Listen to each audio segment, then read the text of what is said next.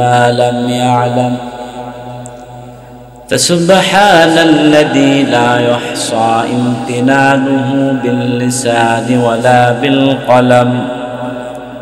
نشهد أن لا إله إلا الله وحده لا شريك له والذي لا ضد له ولا ند له لا مثل له ولا مثيل له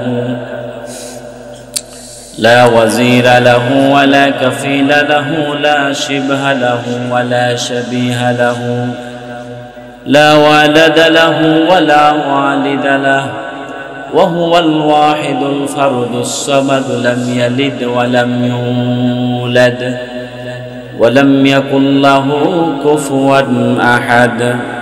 ونشهد أن سيدنا وحبيبنا ومولانا محمدا عبد الله ورسوله صلى الله تعالى عليه وعلى آله وصحبه وسلم الذي أكمل الله به قصر النبوة أي ختم الله به النبوة واحكم أن لا نبي بعده وأعلن في القرآن بالبرهان أن محمدا صلى الله عليه وسلم خاتم النبيين والمرسلين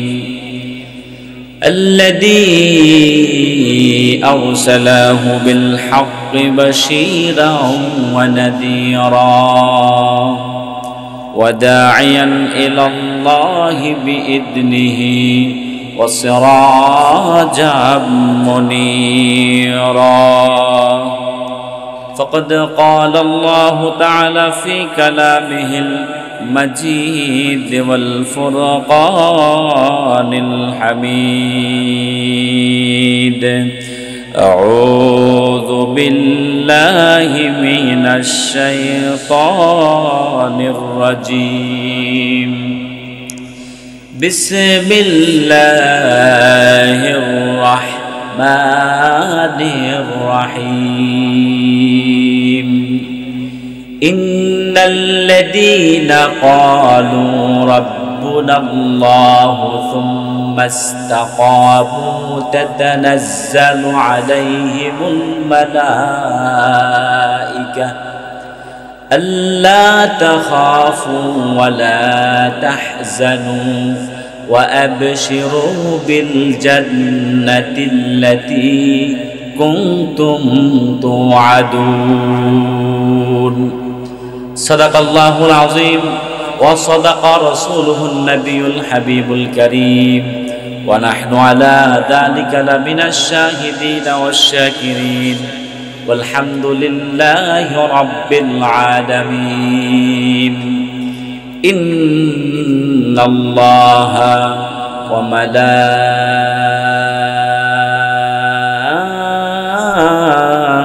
وملائكته يصلون على النبي يا أيها الذين آمنوا صلوا عليه وسلموا تسليما.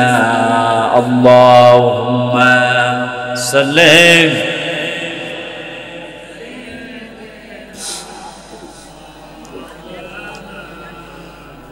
একটু মহব্বতে ওয়ালা আলি সাইয়্যিদিনা।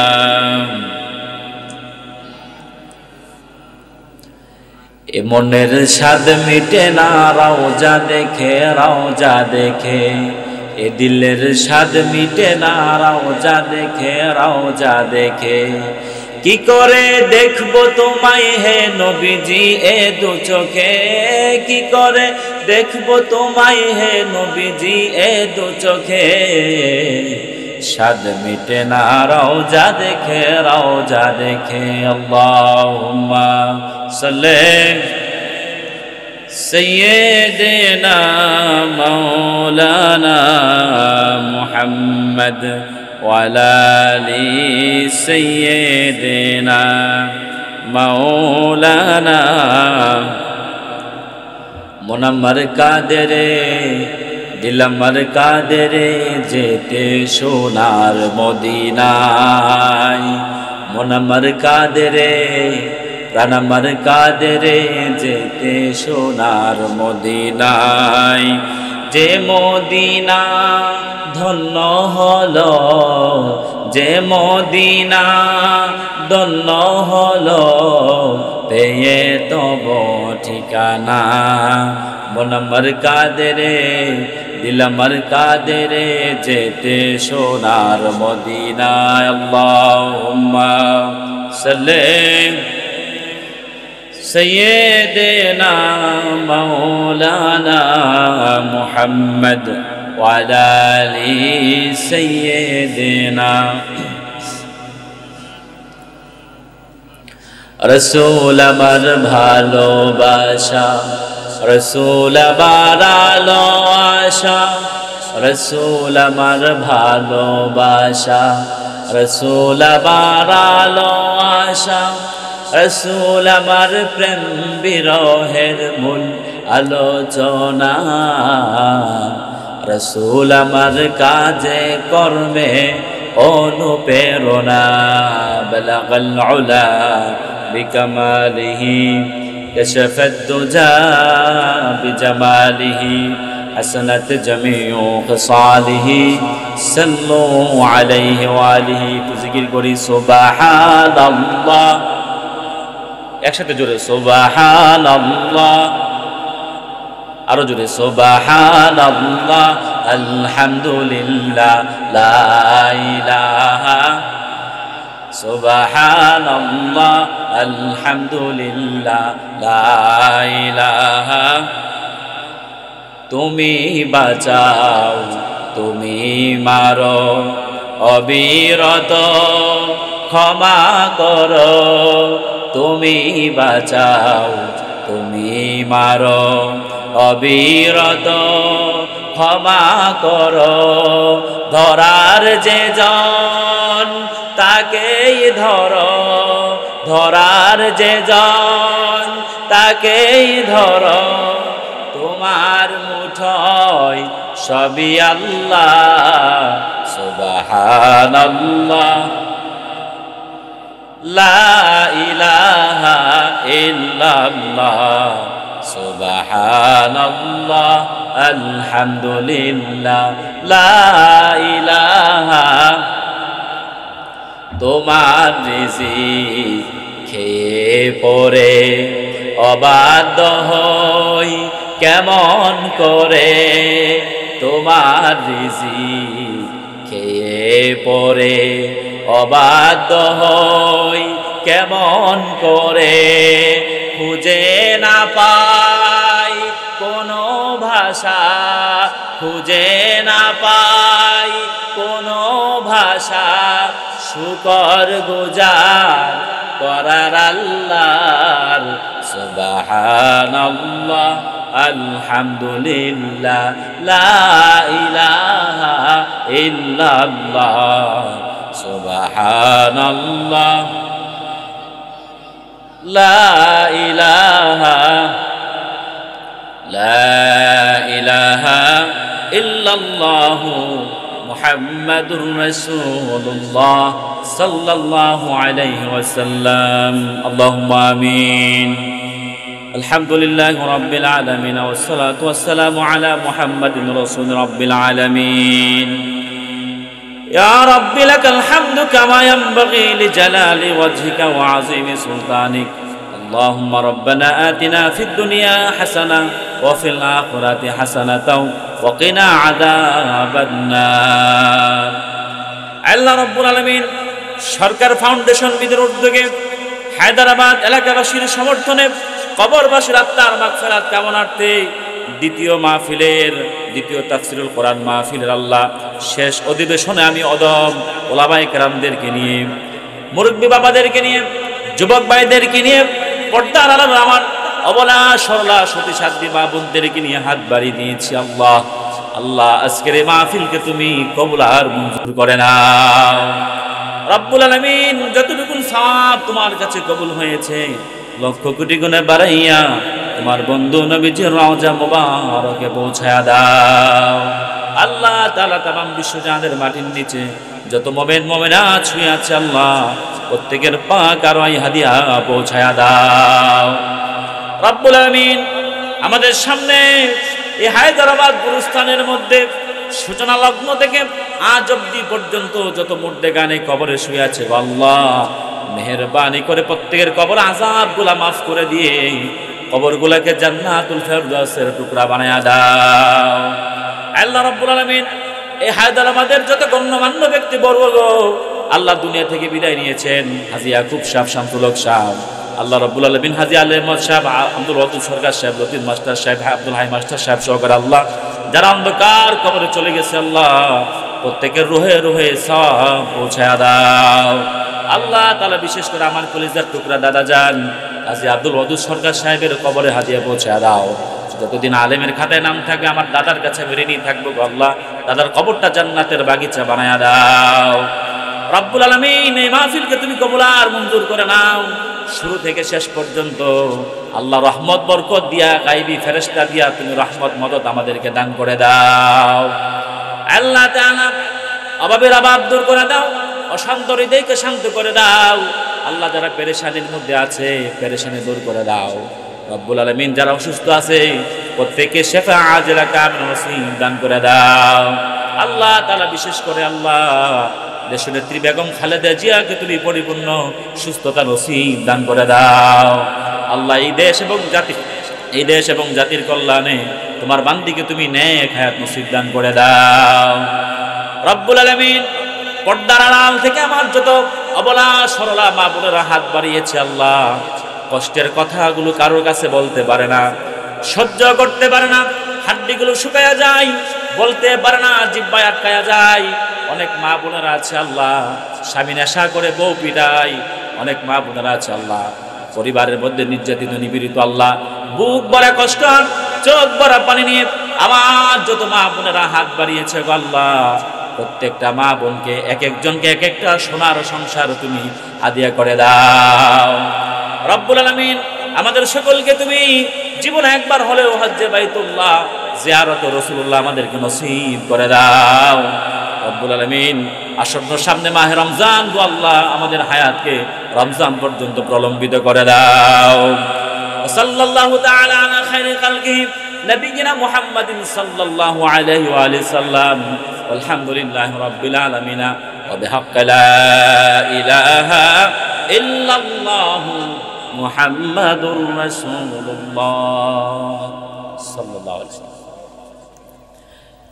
সরকার ফাউন্ডেশন বিডির উদ্যোগে হায়দ্রাবাদ কবরবাসীর আত্মার মাগফিরাত কামনার্থে দ্বিতীয় তাফসিরুল কোরআন মাহফিলের সম্মানিত প্রধান অতিথি আলহাজ কাজী শাহ মোফাজ্জল হোসেন কাইকোবাদ, বাংলাদেশ জাতীয়তাবাদী দল বিএনপির কেন্দ্রীয় কমিটির সম্মানিত ভাইস চেয়ারম্যান ও সাবেক ধর্ম প্রতিমন্ত্রী সংসদ সদস্য মুরাদনগর কুমিল্লা সহ আজকের মাহফিলে যিনি সভাপতির আসন অলঙ্কৃত করবেন আমার দাদা যান জনাব মোহাম্মদ আব্দুল মালিক শিশু সরকার সাহেব, বারাকাল্লাহু ফি উমরিহি ওয়া হাদাহুল্লাহু হিদায়াতাল ইসলাম সহ হযরত উলামায়ে কেরাম, তোলাবায়ে এজাম, আগন্ত সম্ভ্রান্ত সুধী মণ্ডলী সকলকেই হৃদয়ের গভীর থেকে জ্ঞাপন করছি মোবারকবাদ। সবটুকুন শুকরিয়া আল্লাহ সুবহান মহিয়ান গরিয়ান সর্বশক্তিমান রব্বুল আলামিন আহকামুল হাকিমিনের দরবারে যিনি আজকের এই মোতাবাদ্দাক মুনাব্বার মাহফিলে আমাদেরকে আসার বসার কোরআন হাদিস থেকে কিছু কথা শোনার মতন যে তৌফিক আল্লাহ পাক আমাদেরকে দান করলেন।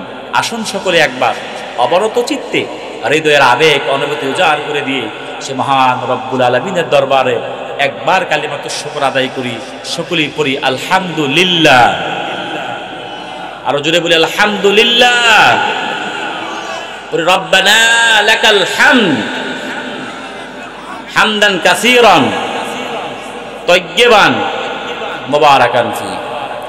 লাখ কোটি তার চেয়ে অনেক অনেক অনেক বেশি দরুদ ও সালাম আল্লাহর সৃষ্টির প্রধান আকর্ষণ, বিশ্ব সভার সভাপতি, সমস্ত নবী রাসূলগণদের মাথার তাজ, শামসুল হেদায়াত, বাদরুদ্দুজা, সাইয়্যিদুস সাকালাইন, ইমামুল মুরসালিন, খাতামুন নবিয়্যিন ওয়াল মুরসালিন, আফতাবে নবুওয়াত, শাহানশাহ রিসালাত, সরকারে দুজাহা মুহাম্মাদুর রাসূলুল্লাহ সাল্লাল্লাহু আলাইহি ওয়া সাল্লামের উপর আল্লাহ জাল্লা যিকরু আম্মা নাওয়ালুহু, যাকে আজ থেকে ১৫০০ বছর আগে সর্বশেষ ও সর্বশ্রেষ্ঠ নবী ও রাসূল হিসেবে প্রেরণ করেছেন, যার পরে আজ পর্যন্ত অবশ্যই পৃথিবীতে কোনো প্রকার নবী কিংবা রাসূল আসে নাই, অবশ্যই এখনো নাই, অবশ্যই কিয়ামত পর্যন্ত আসবে। প্যারা হাজিরিন, আমি আপনাদের খেদমতে পবিত্র কোরআনুল কারীমের মুমিনের একটা বৈশিষ্ট্য নিয়ে কথা বলেছি। সে একটি মাত্র আয়াতকে আবর্তন করে নির্ভরযোগ্য মুফাসসির ও মুহাদ্দিসদের দৃষ্টিকোণ থেকে আমরা মুমিনের কিছু গুণাবলী সম্পর্কে কথা বলার চেষ্টা করব। বিমাশিয়াতিল্লাহ ওয়া বিফাদলিল্লাহ ওয়া বিইذনিল্লাহ, আল্লাহ তাআলা যেন আমাকে বলার, আপনাদেরকে শোনান এবং আমাদের উভয়কে যেন আল্লাহ তাআলা আমল করার তৌফিক নসিব করেন। বলুন আল্লাহুম্মা আমিন। প্যারা হাজিরিন, এই যে মাহফিলে আপনারা এসেছেন, এই মাহফিল এটা কোনো সামাজিক পর্ব? কথা বলেন, এটা কোনো সামাজিক পর্ব? এটা কোনো রাজনৈতিক মঞ্চ? বেহেশতের বাগান। বেহেশতের বাগানে আল্লাহ পাক যাদেরকে কিসমত ভালো রাখেন, আল্লাহ যাদেরকে সুযোগ দেন, সুকপাল দেন, তারাই মাহফিলে এসে বসতে পারে, ঠিক কিনা বলেন? আপনারা এখানে এসেছেন, একদল ফেরেশতারা আপনাদেরকে প্রটোকল দিয়ে এই মাহফিলের মধ্যে এনে বসিয়ে দিয়েছেন। ক্বাবলা ইনকিতাইল হাফলা, এই মাহফিল ভঙ্গের আগে একদল ফেরেশতা সরজমিন রিপোর্ট নিয়ে আল্লাহর কাছে চলে যাবেন। রব্বুল আলামিন বলবেন, ফেরেশতারা হায়দ্রাবাদ কেন্দ্রীয় ঈদগার ময়দানে আমার এতগুলো বান্দা বসে আছে, আরামের ঘুমকে হারাম করে দিয়ে শক্ত মাটির আসনকে গ্রহণ করে বসে আছে, তারা কি চায়? তারা কষ্ট কেন করে? ফেরেশতারা বলবেন, আল্লাহ তোমার বান্দারা তোমার কাছে তোমার নূরের জান্নাত চাই। সুবহানাল্লাহ পড়েন। আল্লাহ বলবেন, ফেরেশতারা আল রাউহা, আমার বান্দার কি আমার জান্নাত দেখেছে? ফেরেশতারা বলবেন, না আল্লাহ, তারা তোমার জান্নাত দেখে না, যদি একটা বার তোমার জান্নাত দেখতো জান্নাতের লোভে অস্থির হয়ে থাকে। রব্বুল আলামিন বলবেন, ফেরেশতারা তোমরা সাক্ষী থাকো, আমার যে সকল বান্দারা জান্নাত দেখে নাই কিন্তু জান্নাতের লোভে এই মাহফিলের মধ্যে কষ্ট করে বসে আছে, আমি আল্লাহ তাদের জন্য আমার ৮ জান্নাতের দরজাগুলো খুলে দিলাম। রব্বুল আলামিন এবার বলবেন, মিন আইকিন শাইইন ইয়াতাআব্বাদুন, ফেরেশতারা আমার বান্দার কিসের থেকে বানা চাই? কিসের থেকে বানা চাই? ফেরেশতারা বলবেন, আল্লাহ তোমার বান্দারা তোমার অগ্নিকাণ্ডের জাহান্নামের আগুন থেকে বাঁচতে চায়। এবার আমার আল্লাহ আবার জিজ্ঞেস করবেন, ফেরেশতারা আল রাউহা, আমার বান্দারা কি আমার অগ্নিকাণ্ডের জাহান্নাম দেখেছে কিনা? তারা বলবেন, না আল্লাহ, তোমার বান্দারা তোমার অগ্নিকাণ্ডের জাহান্নাম দেখে নাই, যদি একটা বার তোমার জাহান্নামের তর্জন আর গর্জন দেখতো, সারা দিন ব্যস্ততার মাঝখানে তোমার ইবাদতে তারা নিমজ্জিত হয়ে থাকতো। বলেন সুবহানাল্লাহ। আল্লাহ বলবেন, ফেরেশতারা তোমরা সাক্ষী থাকো, আমার যে সকল বান্দারা জাহান্নাম দেখে নাই, জাহান্নামের আযাবের ভয়েতে এই হায়দ্রাবাদ কেন্দ্রীয় ঈদগার ময়দানে কষ্ট করে বসে আছে, আমি আল্লাহ তাদের জন্য ৭ দোজখের দরজাগুলো বন্ধ করে দিলাম। আমার ভাইয়েরা, আপনারা এখানে এসেছেন, আপনাদের জন্য আকাশে বাতাসে জমিনে ধুলুকে বুলুকে এমনকি সমুদ্রের কোটি কোটি মাছ আপনাদের জন্য আল্লাহর কাছে দোয়া মাফের দোয়া করতেছে। সুবহানাল্লাহ বলেন। তিরমিজির হাদিস, আল্লাহর হাবিব নবীজি মুহাম্মদ সাল্লাল্লাহু আলাইহি সাল্লাম ইরশাদ করেছেন, ওয়াস্তাগফির লাহু মান ফিস সামাওয়াতি ওয়া মান ফিল আরদি হাত্তাল হিতানা ফিল মা। আল্লাহর যে মুমিন বান্দা দ্বীন শিখার জন্য ঈমানের সাথে ইখলাসের সাথে যখন ঘর থেকে বের হয়, কোনো ওয়াজের ময়দানে চলে যায়, মাহফিলের প্যান্ডেলের মধ্যে গিয়ে যখন বসে যায়, কিংবা মাদ্রাসার দিকে যায়, কিংবা পীরের কোনো খানকার দিকে দ্বীন শিখার জন্য যায়, আমার আল্লাহ রাব্বুল আলামিন তার জন্য জান্নাতের রাস্তা কত সহজ আর সুগম করে দেন। আমার মায়েরা, কোরআন শুনবেন যত সওয়াব পাবেন তত, কোরআন শুনবেন যত ঈমান বাড়বে তত, কোরআন শুনবেন যত আপনার জন্য আল্লাহ রাব্বুল আলামিন জান্নাতের রাস্তা তত সহজ করে দিবেন। বলেন সুবহানাল্লাহ। আল্লাহর হাবিব সাল্লাল্লাহু আলাইহি ওয়াসাল্লাম বলেছেন, মান জাআলাল কুরআনা আমামাহু কাদাহু ইলাল জান্নাহ। নবীজি বলেছেন, যে ব্যক্তি কোরআনকে নেতা বানাবে, কোরআনের নেতৃত্ব গ্রহণ করবে, আল্লাহ রাব্বুল আলামিনের কোরআন তাকে নিজ জিম্মায় আল্লাহর জান্নাত পর্যন্ত পৌঁছায় দিবেন। আল্লাহু আকবার। একজন আলেম, একজন পীর আপনাকে জান্নাতের রাস্তা দেখায় দিতে পারবে, যেটা জান্নাতের পথ, এটা জাহান্নামের পথ, এটা সিরাতে মুস্তাকিম, এটা সিরাতে সুবুল, এটা তাগুতদের পথ, এটা নবী ওলিদের পথ। এইভাবে আপনাদেরকে জান্নাত জাহান্নামের রাস্তাগুলো দেখায় দিতে পারবে। কিন্তু কশিন কালো কোনো আলেম, কোনো পীর আপনাকে জান্নাত পর্যন্ত পৌঁছায় দেওয়ার ক্ষমতা রাখে না। কিন্তু যদি আপনি আল্লাহর কোরআনের মুত্তাবি হন, কোরআনের ফলোয়ার হন, আল্লাহর কোরআন আপনাকে নিজ জিম্মায় হাসরের ময়দান থেকে ধরে আপনাকে ডাইরেক্ট জান্নাতে পৌঁছায় দিবে। সুবহানাল্লাহ। তো ভাইরা আমার, এই কোরআনের মাহফিলে আমরা এসেছি, যেহেতু এই মাহফিলের নাম দিয়েছে তাফসিরুল কোরআন মাহফিল, তো আমি মনে করি এখানে তাফসির হওয়াটাই যথোপযুক্ত, ঠিক কিনা বলেন? কিন্তু সমাজ হয়ে গেছে এমন যে নাম থেকে তাফসিরুল কোরআন, সেখানে চলে লাইলির কিচ্ছা, মনসুর হল্লাদের কিচ্ছা, তফসির থাকে একদিক, বক্তা থাকে আরেক দিক, শ্রোতা থাকে আরেক দিক। আল্লাহর পবিত্র সত্তার রাতের কসম করে বলি, যেই মাহফিলে কোরআন হাদিসের বয়ান হয় না, ওই মাহফিলে সারা রাত বসে থাকলে কোনো সওয়াব হবে না। আর যেখানে কোরআনের আলোচনা হয়, যেখানে হাদিসের ইবারত করা হয়, কোরআনের দলিল পেশ করা হয়, ওইখানে প্রতিটা শ্বাসে নিঃশ্বাসে আল্লাহ পাক না চাইতেই 70টা করে নেকি আমলনামার মধ্যে দেন। বলেন সুবহানাল্লাহ বলেন। যেহেতু কোরআন থেকে আলোচনা হচ্ছে, বেলা শাক প্রতিটা শ্বাসে নিঃশ্বাসে আপনাদের জন্য 70টা করে নেকি আল্লাহর পক্ষ থেকে প্রত্যেক নিঃশ্বাসে বরাদ্দ হয়ে যাচ্ছে। আলহামদুলিল্লাহ বলেন।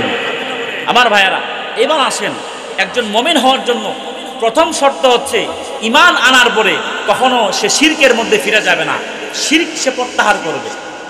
কি প্রত্যাহার করবে? শিরক প্রত্যাহার করবে। আমার ভাইয়েরা, শিরক হচ্ছে মহা জুলুম, আল্লাহর সঙ্গে মহা বড় অন্যায়।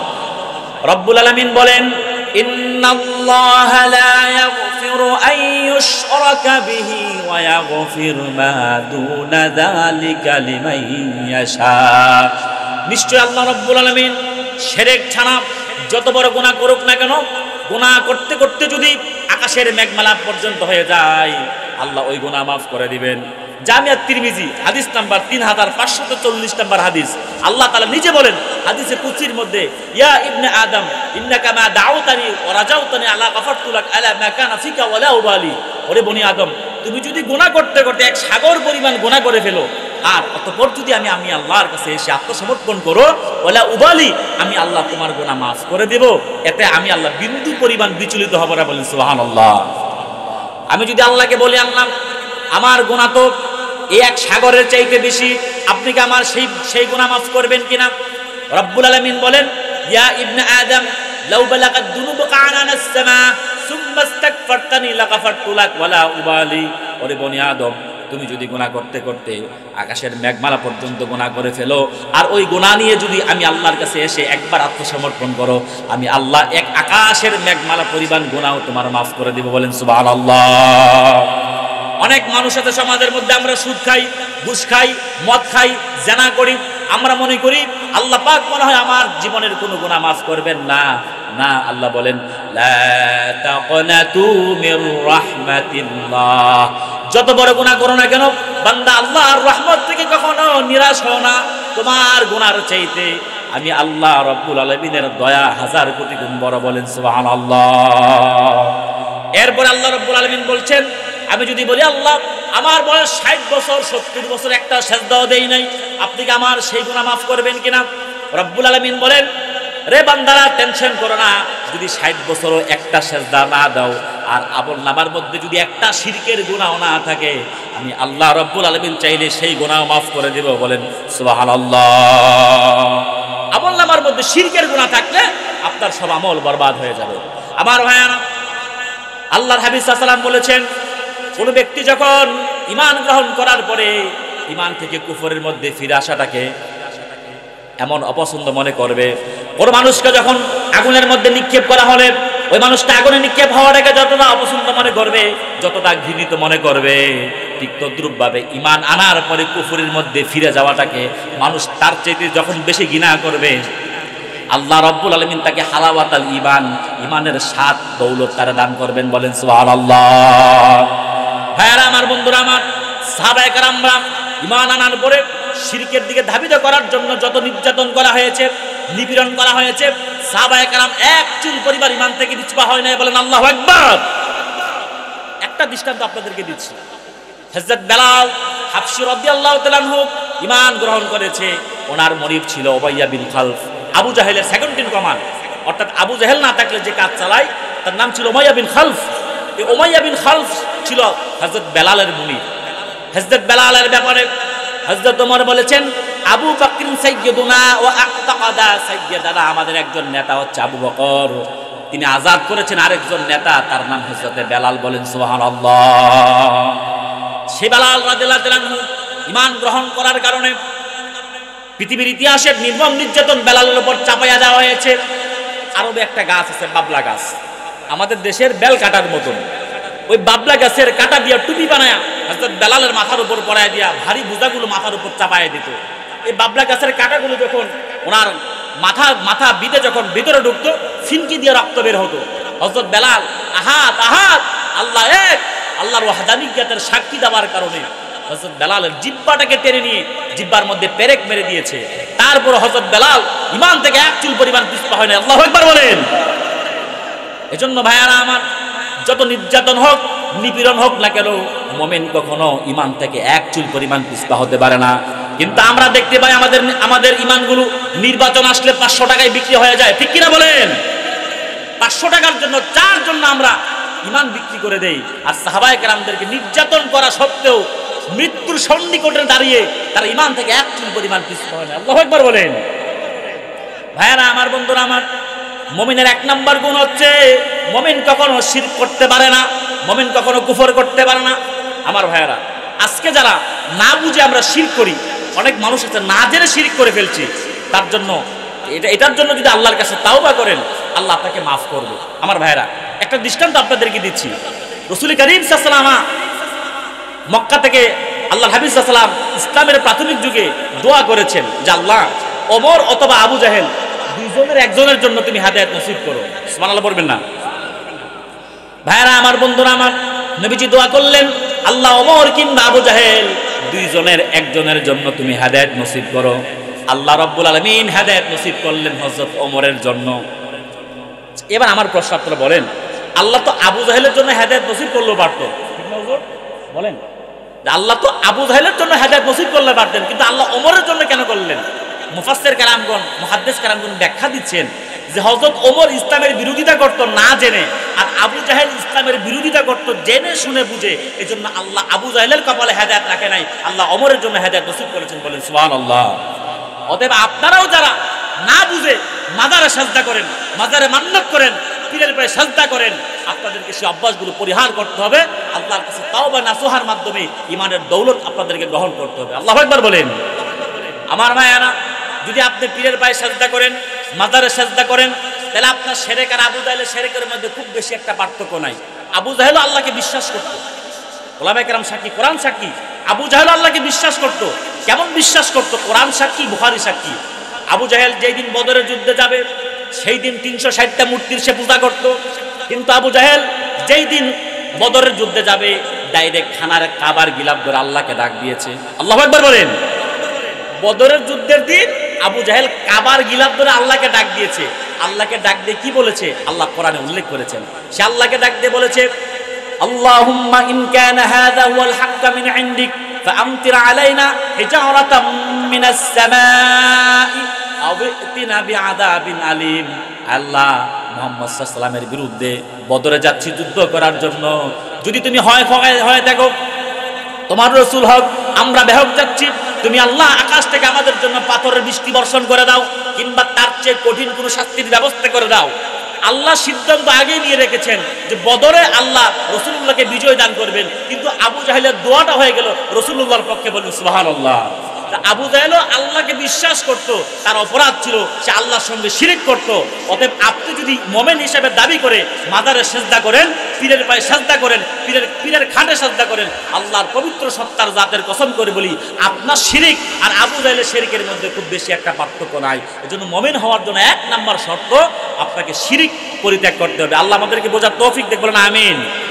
2 নাম্বার, একজন মুমিন তার জীবনের সবচেয়ে বেশি আল্লাহ এবং রসুলকে সবচেয়ে বেশি ভালোবাসবেন। আমরা আল্লাহ এবং নবীকে বেশি ভালোবাসতে পারে নাই। ভাইরা আমার, সাহাবীরা আল্লাহ এবং নবীকে কেমন ভালোবাসতেন একটা দৃষ্টান্ত আপনাদেরকে দিচ্ছি। সিরাত ইবনে হিশামের মধ্যে এসেছে, সিয়ারু আ'লামিন নুবালা আসমাউর রিজালের কিতাবের মধ্যে এসেছেন রাসূলুল্লাহ সাল্লাল্লাহু আলাইহি সাল্লামের একজন জলিল কদর সাহাবী ছিল, যার নাম ছিল হযরতে আব্দুল্লাহ যুল বাজাদাইন রাদিয়াল্লাহু তাআলা আনহু। নাম হচ্ছে আব্দুল্লাহ, লকব হচ্ছে যুল বাজাদাইন, দুই টুকরার অধিকারী অথবা দুই টুকরার ধারণকারী। হযরত আব্দুল্লাহ যুল বাজাদাইন রাদিয়াল্লাহু তাআলা আনহু রাসূলুল্লাহ সাল্লাল্লাহু আলাইহি সাল্লাম যখন মক্কা থেকে হিজরত করে মদিনা মুনাওয়ারায় আসলেন, আল্লাহর হাবিব সাল্লাল্লাহু আলাইহি সাল্লাম যখন মক্কা থেকে মদিনা মুনাওয়ারায় আসলেন, হযরত আব্দুল্লাহ রাদিয়াল্লাহু তাআলা আনহু তিনি ইচ্ছা করলেন তিনি মুসলমান হবেন। তো তিনি ছিলেন এতিম সাহাবী। কি ছিলেন? কথা বলেন না, কি ছিলেন? এতিম সাহাবী ছিলেন। ওনার বাবা মারা গিয়েছে, ওনার লালন পালনের দায়িত্ব ওনার চাচা নিয়েছে, অর্থাৎ তার কাপড় চোপড়, ভরণ পোষণ, তার মৌলিক চাহিদাগুলো তার চাচা মিটিয়ে দেন। হযরত আব্দুল্লাহ একদিন তার চাচার কাছে গেলেন, গিয়ে বললেন, চাচা উরিদু আন মুসলিম, চাচা আমি মুসলমান হব। এই কথা শোনার পরে তার চাচার চেহারাটা একেবারে তেলে বেগুনে জ্বলে উঠলো। তিনি বললেন, বেটা খাও আমার, পরো আমার, আর তুমি ঈমান আনবা, বেটা বলো কি তুমি? বললেন, চাচা আমার সিদ্ধান্ত, চূড়ান্ত সিদ্ধান্ত, যেহেতু রাসূলুল্লাহ মদিনা মুনাওয়ারায় আসছে, আমি নবীজির হাতে হাত রেখে ঈমান এনে মুসলমান হব। চাচা বললেন, আমি তোমাকে মুসলমান হতে দেব না। বললেন, আমি মুসলমান হবই। তিনি বললেন, তোমার বাড়ি, তোমার খেজুরের বাগান, তোমার সব সম্পদ আমার দেওয়া, এগুলো ত্যাগ করতে হবে।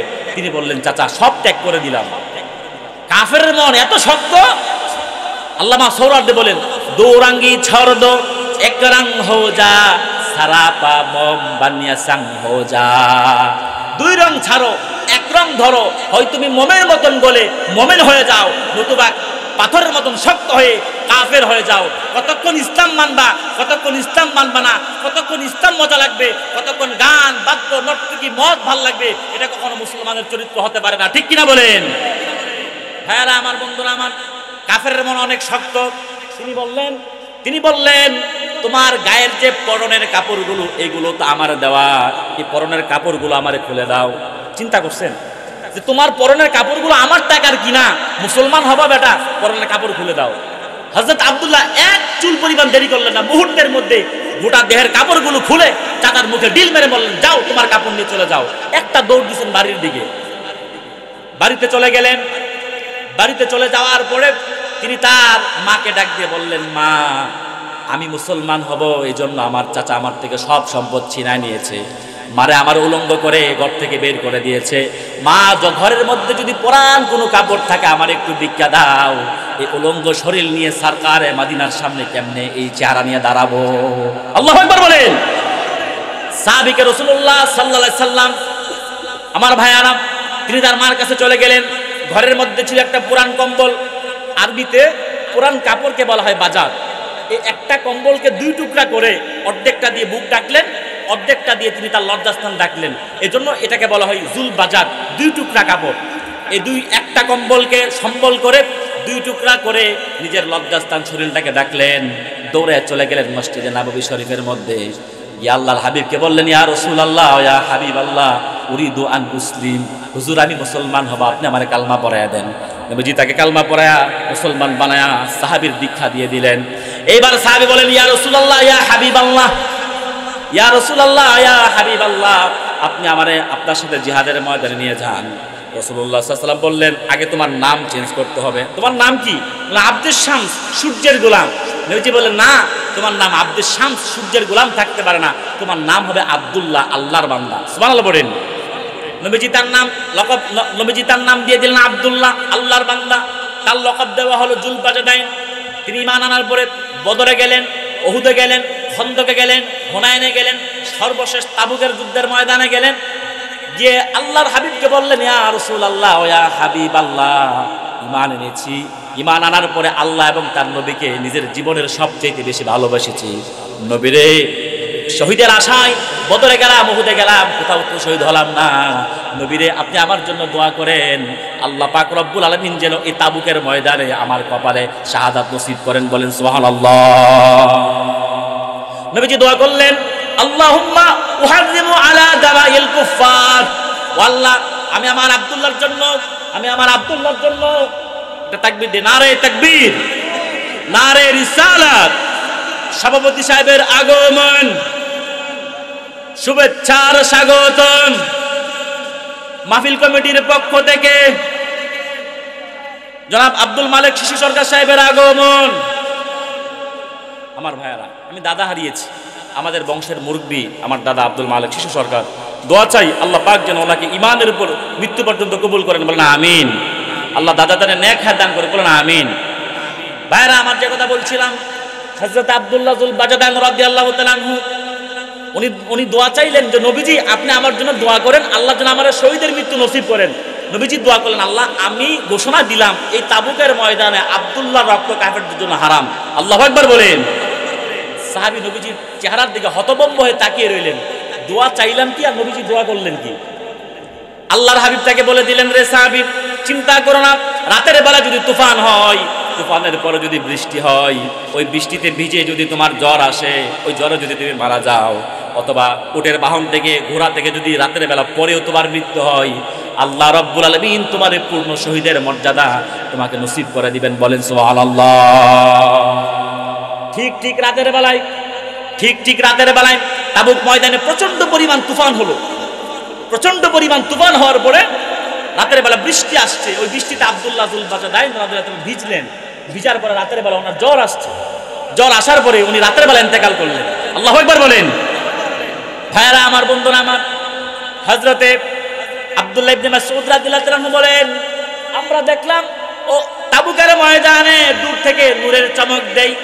আব্দুল্লাহ ইবনে মাসউদ বলেন, আমি দৌড়ায় গেলাম, গিয়ে দেখি হযরতে আব্দুল্লাহর জিসিম মোবারকটা তাবুকের ময়দানে পড়ে আছে, আর তার চেহারা থেকে নূরের চমক দিচ্ছে। বলেন সুবহানাল্লাহ।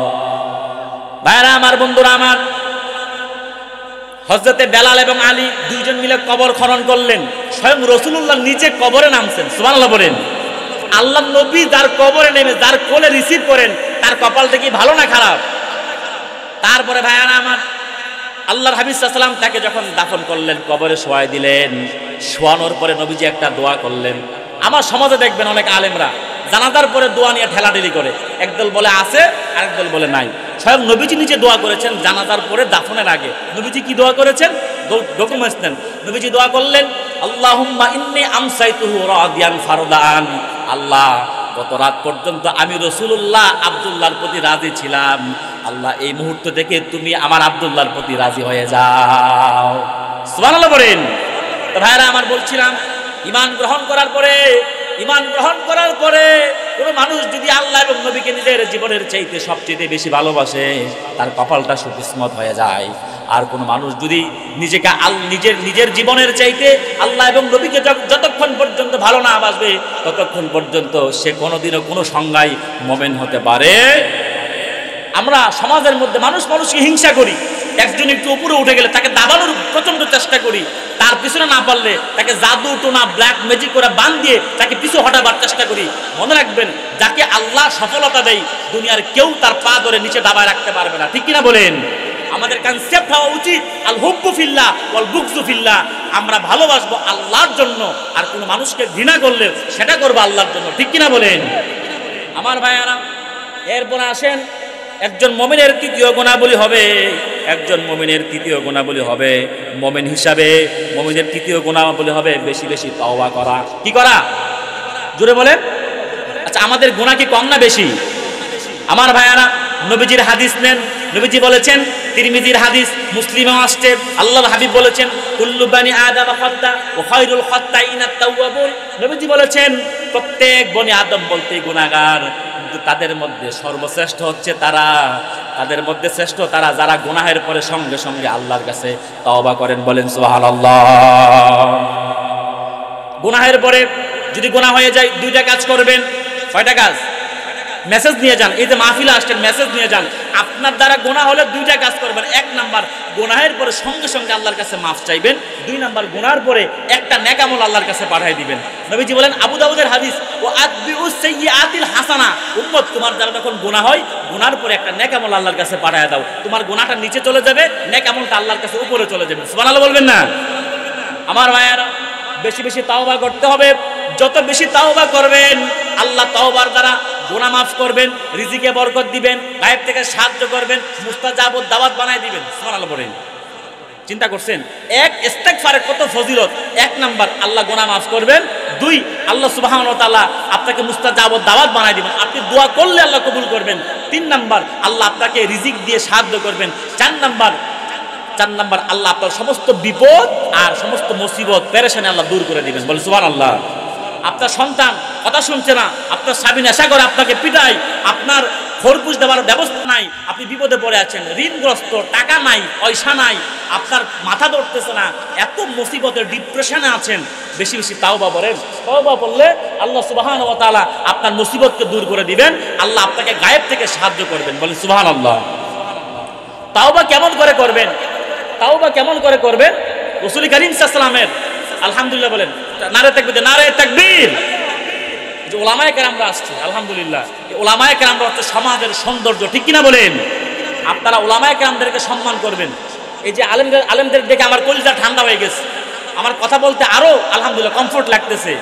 মনে রাখবেন রাসূলুল্লাহ সাল্লাল্লাহু আলাইহি ওয়াসাল্লাম বলেছেন, কুন আলেমান আও মুতাআল্লিমান আও মুতাজালিসান আও মুহিব্বান আও মুতিমান ফালা তাকুন খামিসান। হয় আলেম হও, অথবা আলেমের ছাত্র হও, অথবা আলেমের মজলিসে বসো, অথবা আলেমকে মুহাব্বত করো, তাকে খাবার খাওয়াও, ফালা তাকুন খামিসান। আলেমের বিরোধিতা করো না। এই আলেমরা হচ্ছে সমাজের কর্ণধার, এরা আপনাদেরকে মেসেজ দিবে, এরা আপনাদেরকে দ্বীনের পথ দেখাবে। আল্লাহ পাক এই উলামায়ে কেরামদেরকে, হায়দ্রাবাদের সমস্ত ইমাম খতিবদেরকে আল্লাহ কবুল করে, বলেন আমিন। ভাইরা আমার, তাওবা কেমন করে করবেন? রাসূল কারীম সাল্লাল্লাহু আলাইহি ওয়াসাল্লামের একজন সাহাবী হযরত সালাবা আনসারী রাদিয়াল্লাহু তাআলা আনহু, ওনার একটা হিকায়াত আপনাদেরকে বলছি, এটা সিরাতের কিতাবে আসছে, হাদিসের কিতাবের মধ্যে আসছে। লাম্মা আখান নবী সাল্লাল্লাহু আলাইহি সাল্লাম, রাসূল কারীম সাল্লাল্লাহু আলাইহি ওয়াসাল্লাম যখন মক্কা থেকে মদিনা মুনাওয়ারা হিজরত করলেন, তখন আল্লাহর হাবিব সাল্লাল্লাহু আলাইহি ওয়াসাল্লাম আনসারদের সাথে মুহাজিরদের একটা ভ্রাতৃত্ব তৈরি করে দিলেন। কি তৈরি করলেন? অর্থাৎ মুহাজির এবং আনসার সবাই মিলে ভাই ভাই। মুহাজির সাহাবী যারা ছিলেন, যাদের 2টা বউ ছিল, একটা বউ তালাক দিয়ে আনসার সাহাবীদেরকে দিয়েছেন। আনসার সাহাবীরা 2টা বউ থাকলে একটা বউ তালাক দিয়ে মুহাজির সাহাবীদেরকে দিয়েছেন। যার 2টা বাড়ি ছিল, একটা বাড়ি রেখে আরেকটা বাড়ি তার বিবি ভাইকে দিয়েছেন। রাসূলুল্লাহ সাল্লাল্লাহু আলাইহি ওয়াসাল্লামের জলিল কদর সাহাবী সালাবা আনসারী রাদিয়াল্লাহু তাআলা আনহু, আল্লাহর হাবিব সাল্লাল্লাহু আলাইহি সাল্লাম সালাবা রাদিয়াল্লাহু তাআলা আনহু নবীজির কাছে গেলেন, গিয়ে বললেন, ইয়া রাসূলুল্লাহ, ইয়া হাবিবাল্লাহ, আপনি আমারে একটু থাকা খাবার ব্যবস্থা করে দেন। হাদিসে বাগের মধ্যে আসছে, রাসূল কারীম সাল্লাল্লাহু আলাইহি ওয়াসাল্লামের সাহাবীদের মধ্যে একজন জলিল কদর সাহাবী ছিলেন, খুব ধনী মানুষ, তার নাম ছিল সাঈদ ইবনে আব্দুর রহমান রাদিয়াল্লাহু তাআলা আনহু। তিনি আল্লাহর হাবিব সাল্লাল্লাহু আলাইহি ওয়াসাল্লাম বললেন, সাঈদ, আমার সালাবা তো গরীব সাহাবী, একটা কাজ করো, তোমার জিম্মায় তারা দিলাম, তোমার কাজগুলো ব্যবসাগুলো দেখাশোনা করবে, বিনিময়ে সে একটু থাকার জায়গা পাইলো, তুমি একটা কামের মানুষ পাইলা। সুবহানাল্লাহ বলেন। দুইজনের মধ্যে ভ্রাতৃত্ব তৈরি করে দিলেন। ভ্রাতৃত্ব তৈরি করে দেওয়ার পরে রাসূল কারীম সাল্লাল্লাহু আলাইহি ওয়াসাল্লাম তাবুকের যুদ্ধে যাবেন। হযরত সাঈদ ইবনে আব্দুর রহমান নবীজির সঙ্গে জিহাদের ময়দানে চলে গেলেন, আর ওই দিক থেকে সালাবাকে সাঈদ ইবনে আব্দুর রহমানের বাড়ি দেখার জন্য রেখে গেলেন। হাদিসে বাগের মধ্যে আসছে, হযরত সালাবা সাঈদ ইবনে আব্দুর রহমানের পরিবার দেখাশোনা করতেন, জঙ্গল থেকে কাঠ কেটে এনে দিতেন, কূপ থেকে পানি তুলে দিতেন। হঠাৎ করে একবার শয়তান এসে দিল ওয়াসওয়াসা। কি দিছে? ওয়াসওয়াসা দিল। শয়তান এসে বলতেছে, সালাবা, সাঈদ ইবনে আব্দুর রহমানের বিবি অনেক সুন্দর, একটু উকি মেরে দেখো না কি অবস্থা। এই শয়তানের দুকায় পরে সালাবা রাদিয়াল্লাহু তাআলা আনহু পর্দার আড়াল থেকে উকি দিয়ে সাঈদ ইবনে আব্দুর রহমানের বিবির গায়ে হাত দিছে। কি দিছেন? কথা বলেন, কি দিছেন? শুধুমাত্র হাতে হাত ধরছেন, এর বেশি কিছু করে নাই, সীমা লঙ্ঘন করে নাই, জানাও করে নাই, শুধুমাত্র হাতে হাতটা ধরছে। এই হাতে হাত ধরার পরে সাঈদ ইবনে আব্দুর রহমানের বিবি ডাক দিয়ে বললেন, সালাবা ইত্তাকিল্লাহ, আল্লাহকে ভয় করো। এতটুকু কথা বলেছেন, সঙ্গে সঙ্গে সালাবা হাতটা ছেড়ে দিলেন, আর এত লজ্জা পেয়েছেন, ঘর থেকে বের হয়ে চলে গেলেন, দৌড়া চলে গেলেন বাগানের দিকে, পাহাড়ের দিকে চলে গেলেন। এত লজ্জা পেয়েছেন, গিয়ে আল্লাহকে ডাক দিয়ে বললেন, ইলাহি আনতা আনতা ওয়া আনা আনা, আনতা লাওয়াদু বিল মাগফিরাহ ওয়া আনা লাওয়াদু বিদ-দুনুব। মালিক, তুমি তুমি, আমি আমি, তুমি আমার সে মালিক যে কিনা বান্দার বারবার গুনাহগুলো মাফ করে দাও। আর আল্লাহ, আমি তোমার সেই পাপী গোলাম যে কিনা বারবার নিজেকে গুনার সমুদ্রের মধ্যে ডুবায়া দেয়। তিনি হাতের মধ্যে জিনজির, পায়ের মধ্যে বেরি পড়লেন, নিজেকে জাহান্নামীর সাজে সজ্জিত করলেন। চলে গেলেন, তার মেয়ে ছিল একটা খেমসানা, তার নাম ছিল খেমসানা। খেমসানার কাছে গিয়ে যখন বললেন, মা, আমি তো বড় অপরাধ করে ফেলেছি, ভুল করে ফেলেছি, আমার মতন গুনাহগারের জন্য মনে হয় আল্লাহ তাওবার দরজা খোলা রাখে নাই। ওই দিক থেকে নবীজি তাবুকের ময়দান থেকে বিজয়ের বেশে নবীজি যখন মদিনা মুনাওয়ারায় ফিরলেন, সাইদ ইবনে আব্দুর রহমান বাড়ির মধ্যে গিয়ে দেখেন তার দিনী ভাই সালাবা নাই। তিনি তার বিবিকে বললেন, বিবিরে আমার দিনী ভাই সালাবা কোথায়, সে কোথায়? তার বিবি বললেন, তিনি বললেন, বিবিরে আমার দিনী ভাইয়ের সঙ্গে তুমি কি খারাপ রুরু আচরণ করেছো? তাকে কি ঘর থেকে বের করে দিয়েছো? তিনি বললেন, না, ইন্নাহু ক্বাদ আলকা বিনাফসিহি ফি বুহুরিল খতায়া, তোমার দিনী ভাই একটা মাত্র গুনাহ করেছে, গুনার সমুদ্রে নিজেকে ডুবাইয়া দিয়েছে, আর গুনার আগুনে, তাওবার আগুনে জ্বলতে জ্বলতে সে ঘর থেকে বের হয়ে চলে গিয়েছে। সালাবা চলে গেলেন হযরত আবু বকরের কাছে। আবু বকরকে গিয়ে বললেন, ইয়া আবা বকর ক্বাদ লামাস্তু ইমরাআতা আখি আল গাযী ফি সাবিলিল্লাহ হাল্লি মিন তাওবা। আরে আবু বকর, আমার দিনী ভাই সাইদ ইবনে আব্দুর রহমান যে কিনা আল্লাহর দ্বীনের জন্য জিহাদের মতন শ্রেষ্ঠ কাজে গিয়েছে, আমি তার অবর্তমানে তার বিবির গায়ের মধ্যে শুধু হাত দিয়েছি, হাল্লি মিন তাওবা, আমার জন্য তওবার ব্যবস্থা আছে কিনা? আবু বকর বললেন, তোমার মতন পাপীর জন্য তওবার দরজা খোলা আছে বলে আমি আবু বকরও মনে করি না। আবু বকরের দরবার থেকে বের হয়ে গেলেন ওমরের কাছে। ওমরের কাছে গিয়ে বললেন, ইয়া ওমর ক্বাদ লামাস্তু ইমরাআতা আখি আল গাযী ফি সাবিলিল্লাহ হাল্লি মিন তাওবা। ওমর, আমার দিনী ভাই সাইদ ইবনে আব্দুর রহমান যে কিনা গাজী, জিহাদ করতে গিয়েছে, তার অবর্তমানে তার বিবির গায়ে আমি হাত দিয়েছি, আমার জন্য তওবার ব্যবস্থা আছে? ওমর বললেন, দূর হয়ে যাও, তোমার মতন পাপীর জন্য তওবার দরজা খোলা আছে আমি মনে করি না। শেষ পর্যন্ত সাহাবা দৌড়ায় গেলেন সুলতানুল মদিনা রাহমাতাল লিল আলামিনের দরবারে গেলেন। গিয়ে নবীজির সামনে যখন দাঁড়ালেন, হাতের মধ্যে জিনজির, কোমরের মধ্যে বেড়ি পরা। নবীজি বললেন, সালাবা এই অবস্থা কেন তোমার? তোমাকে দেখে তো আমার জাহান্নামীদের কথা মনে হয়ে গেল। এইবার আল্লাহর হাবিব সাল্লাল্লাহু আলাইহি ওয়াসাল্লাম বললেন, সালাবা বলে ফেলো তোমার এই অবস্থা কেন? তিনি বললেন, হুজুর আমি একটা গুনাহ করে ফেলেছি, আমার দিনী ভাই যে কিনা আল্লাহর দ্বীনে গাজী হয়েছে, মুজাহিদ ভাই, তার বর্তমানে তার বিবির গায়ের মধ্যে আমি হাত দিয়েছি, হুজুর আমার জন্য তাওবার কোনো ব্যবস্থা আছে কিনা? নবীজিও তার থেকে মুখটা ফিরায় নিলেন। আল্লাহু আকবার বলেন। নবীজিও মুখ ফিরায় নিলেন, আবু বকর ওমর মুখ ফিরায় নিলেন। এইবার সালাবা নিশ্চিত নবীজি যেহেতু মুখ ফিরায় নিছে, আমার মনে হয় আর কোনো তাওবার ব্যবস্থা নাই। এবার সালাবা একেবারে নবীজির হুজরাত থেকে বের হয়ে ডাইরেক্ট সোজা জঙ্গলে চলে গেলেন। সঙ্গে সঙ্গে ফাওহাল্লাহু তাআলা ইলা জিবরাইল, সঙ্গে সঙ্গে আল্লাহ জিবরাইলকে নাজিল করলেন। রাসূলুল্লাহর কাছে বললেন, জিবরাইল যাও আমার রাসূলকে সালাম দাও, আর আমার রাসূলকে গিয়ে বলো এই বান্দা কি আমি আল্লাহ বানাইছি না আমার হাবিব বানাইছেন? আল্লাহ রাব্বুল আলামিন বললেন, হাবিবি আম খালাকতাল খালকা আও আনা, হাবিব রে বান্দা কি আপনি বানাইছেন না আমি বানাইছি? নবীজি বলেন, নাম ইয়া সাইয়্যিদি আনতা খালাকতাল খালকা, আল্লাহ আপনি বান্দা বানাইছেন, সব সৃষ্টির মালিক আপনি। আল্লাহ বললেন, হাবিব আপনি শুনে রাখেন, জেনে রাখেন, বান্দা আমি বড় দয়া মায়া করে বানিয়েছি আপনার উম্মতের জন্য। আপনার যতটুকু দয়া মায়া আমি আল্লাহর আমার বান্দার জন্য তার চাইতে 1000 কোটি গুণ দয়া। বলেন সুবহানাল্লাহ। আল্লাহ বললেন, হাবিব কদ গাফারতু যামবাক, রে হাবিব বাশশির আবদি কদ গাফারতু যামবাক, হাবিব আপনি আমার বান্দারে খবর দেন, সুসংবাদ দেন, আমি আল্লাহ সালাবার তাওবা কবুল করে তার গুনাহগুলা আমি আল্লাহ মাফ করে দিয়েছি। ভাইরা আমার, বন্ধুরা আমার, সালাবা চলে গেলেন পাহাড়ের মধ্যে। পাহাড়ের মধ্যে গিয়ে যখন তাওবা শুরু করে দিলেন, নবীজি পেরেশান হয়ে গেল, হায় হায় করলামটা কি, হায় হায় করলাম কি, আমি তো বের করে দিলাম আর আল্লাহ তো মাফ করে দিল। নবীজি বললেন, কে কোথায় আছো? তোমরা দাঁড়াও। দুইজন সাহাবী দাঁড়ালেন। ফাকালা আবু বকর ও ওমর, আবু বকর ওমর দাঁড়ালেন। নবীজি বললেন, বসো। ফাকামা আলী ও বেলাল, আলী এবং বেলাল দুইজন দাঁড়ালেন। নবীজি বলেন, যেখান থেকেই পারো, যেইভাবে পারো, আমার সাহাবাকে না নিয়ে মসজিদে নববীতে ঢুকবা না। হযরত আলী এবং বেলাল দুইজন বের হয়ে গেলেন সালাবাকে খুঁজতে। খুঁজতে খুঁজতে জঙ্গলে পাহাড়ের মধ্যে একেবারে খুঁজতে খুঁজতে বেহুশের অবস্থা। শেষ পর্যন্ত একজন রাখালের সঙ্গে দেখা হলো। রাখালকে বলল, রাখাল হাল রাআইতা রাজুলাম মিন আসহাবি রাসূলিল্লাহ সাল্লাল্লাহু আলাইহি সাল্লাম, রে রাখাল তোমরা কি আল্লাহর রাসূলের একজন সাহাবীকে দেখেছো? রাখাল বলল, ইন্নাকুমা তাতলুবানে আল হারিব বিন আযাবিল্লাহ, তোমরা এমন লোককে খুঁজছো যে কিনা আল্লাহর আযাব থেকে পালায়া আল্লাহর রহমতের দিকে দৌড়াচ্ছেন। বলেন সুবহানাল্লাহ।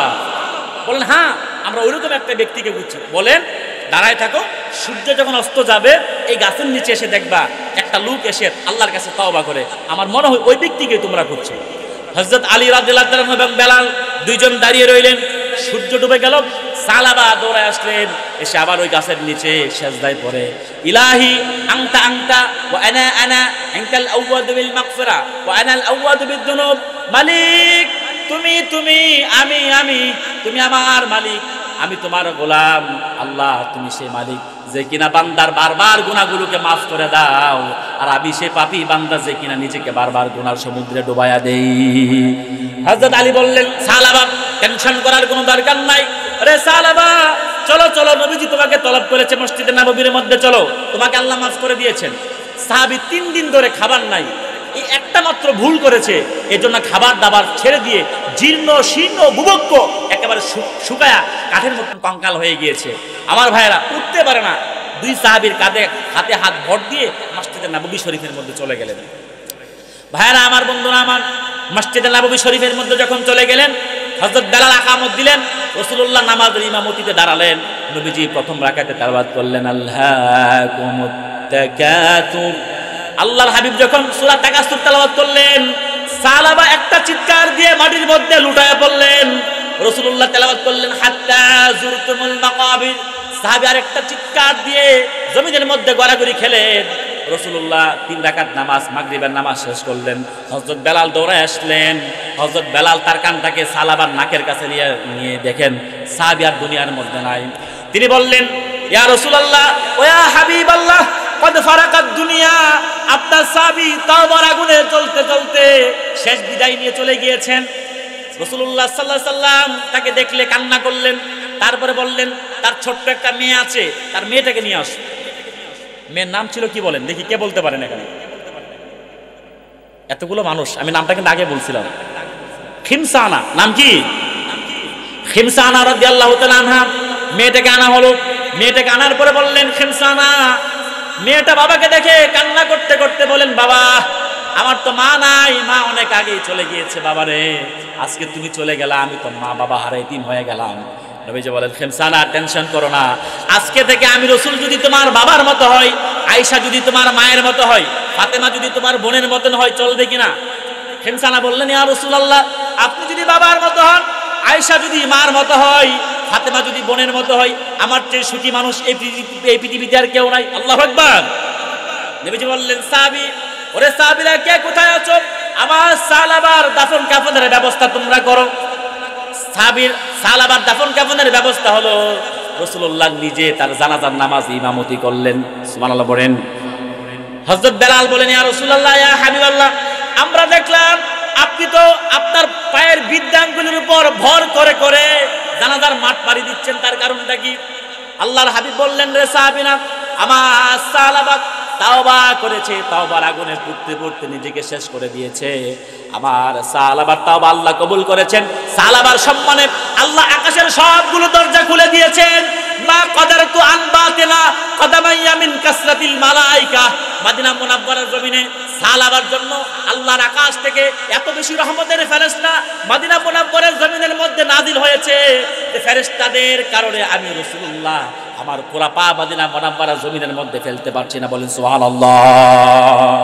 এজন্য ভাইয়ারা আমার, মুমিনের 3 নাম্বার গুণ হচ্ছে মুমিন সব সময় বেশি বেশি তাওবা করবেন।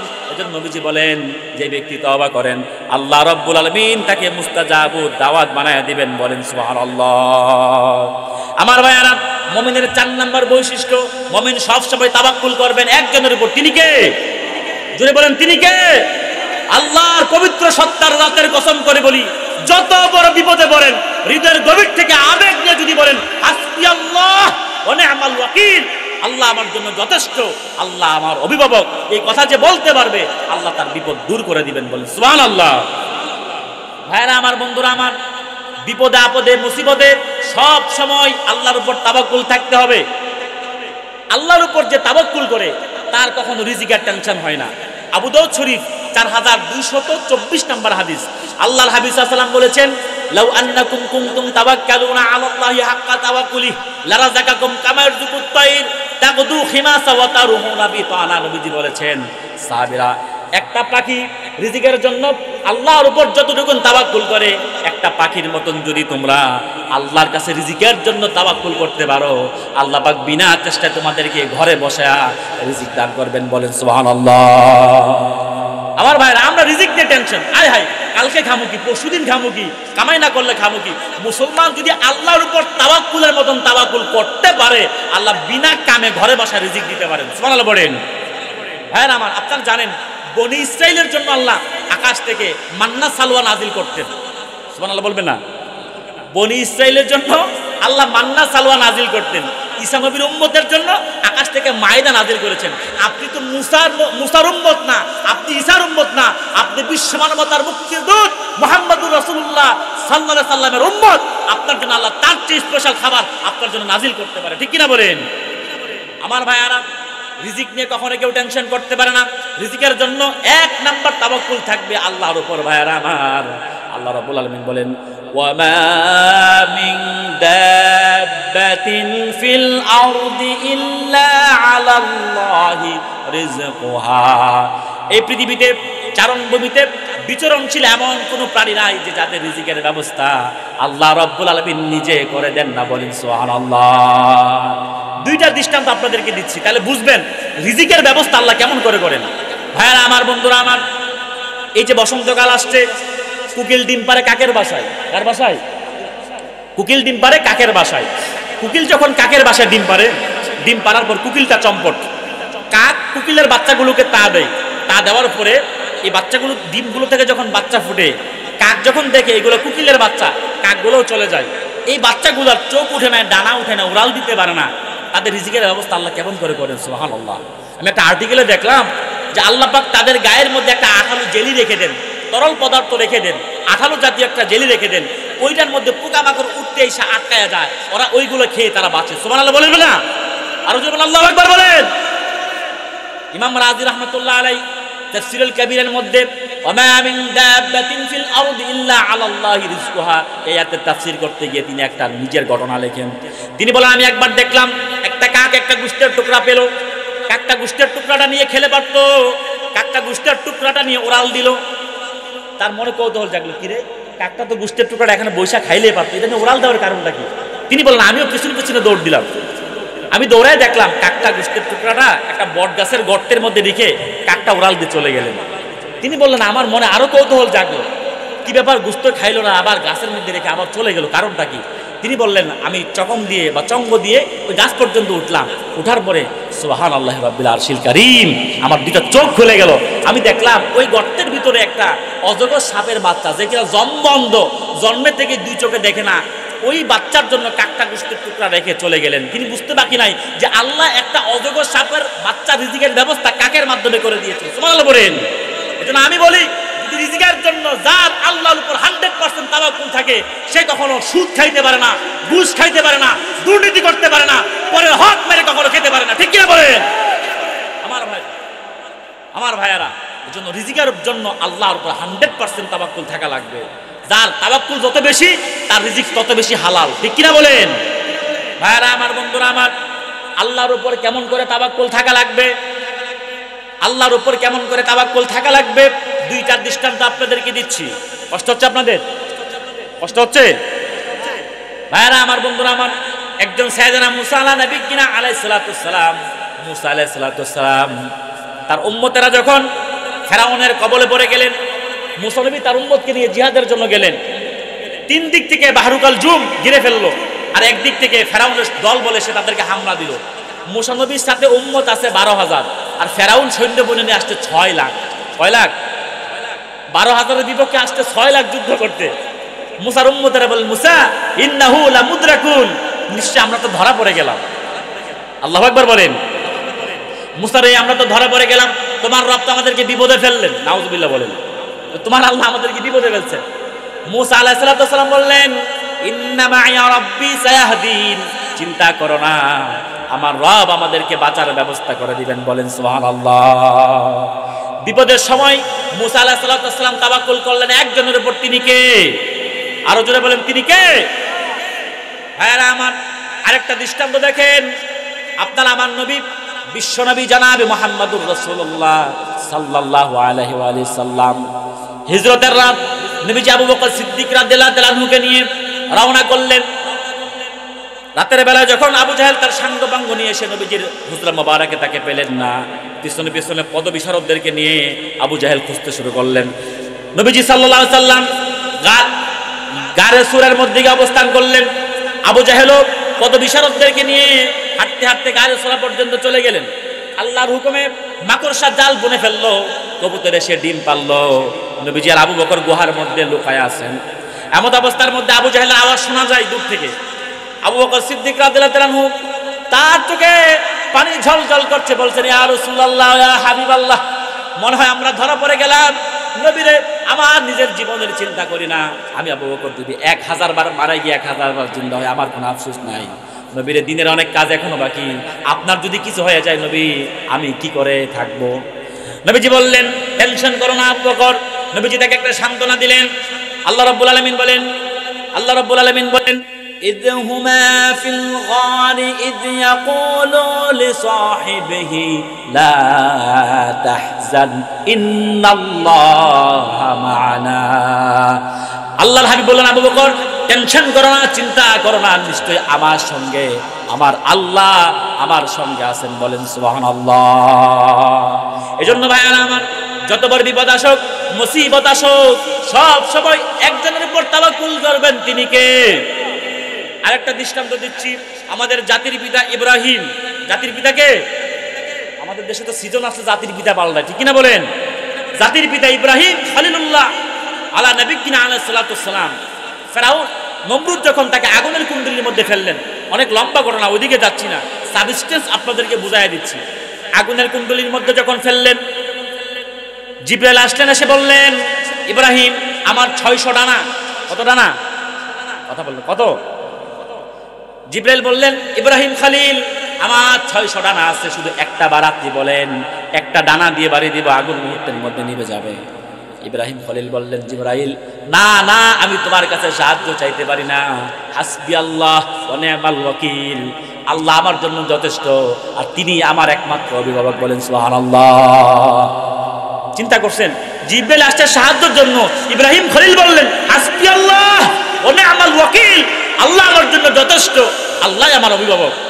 একথা বলার সঙ্গে সঙ্গে আল্লাহ আগুনকে ধমক দিয়ে বললেন কুলনা ইয়া নারু কুনি বারদাও ওয়া সালামান আলা ইব্রাহিম।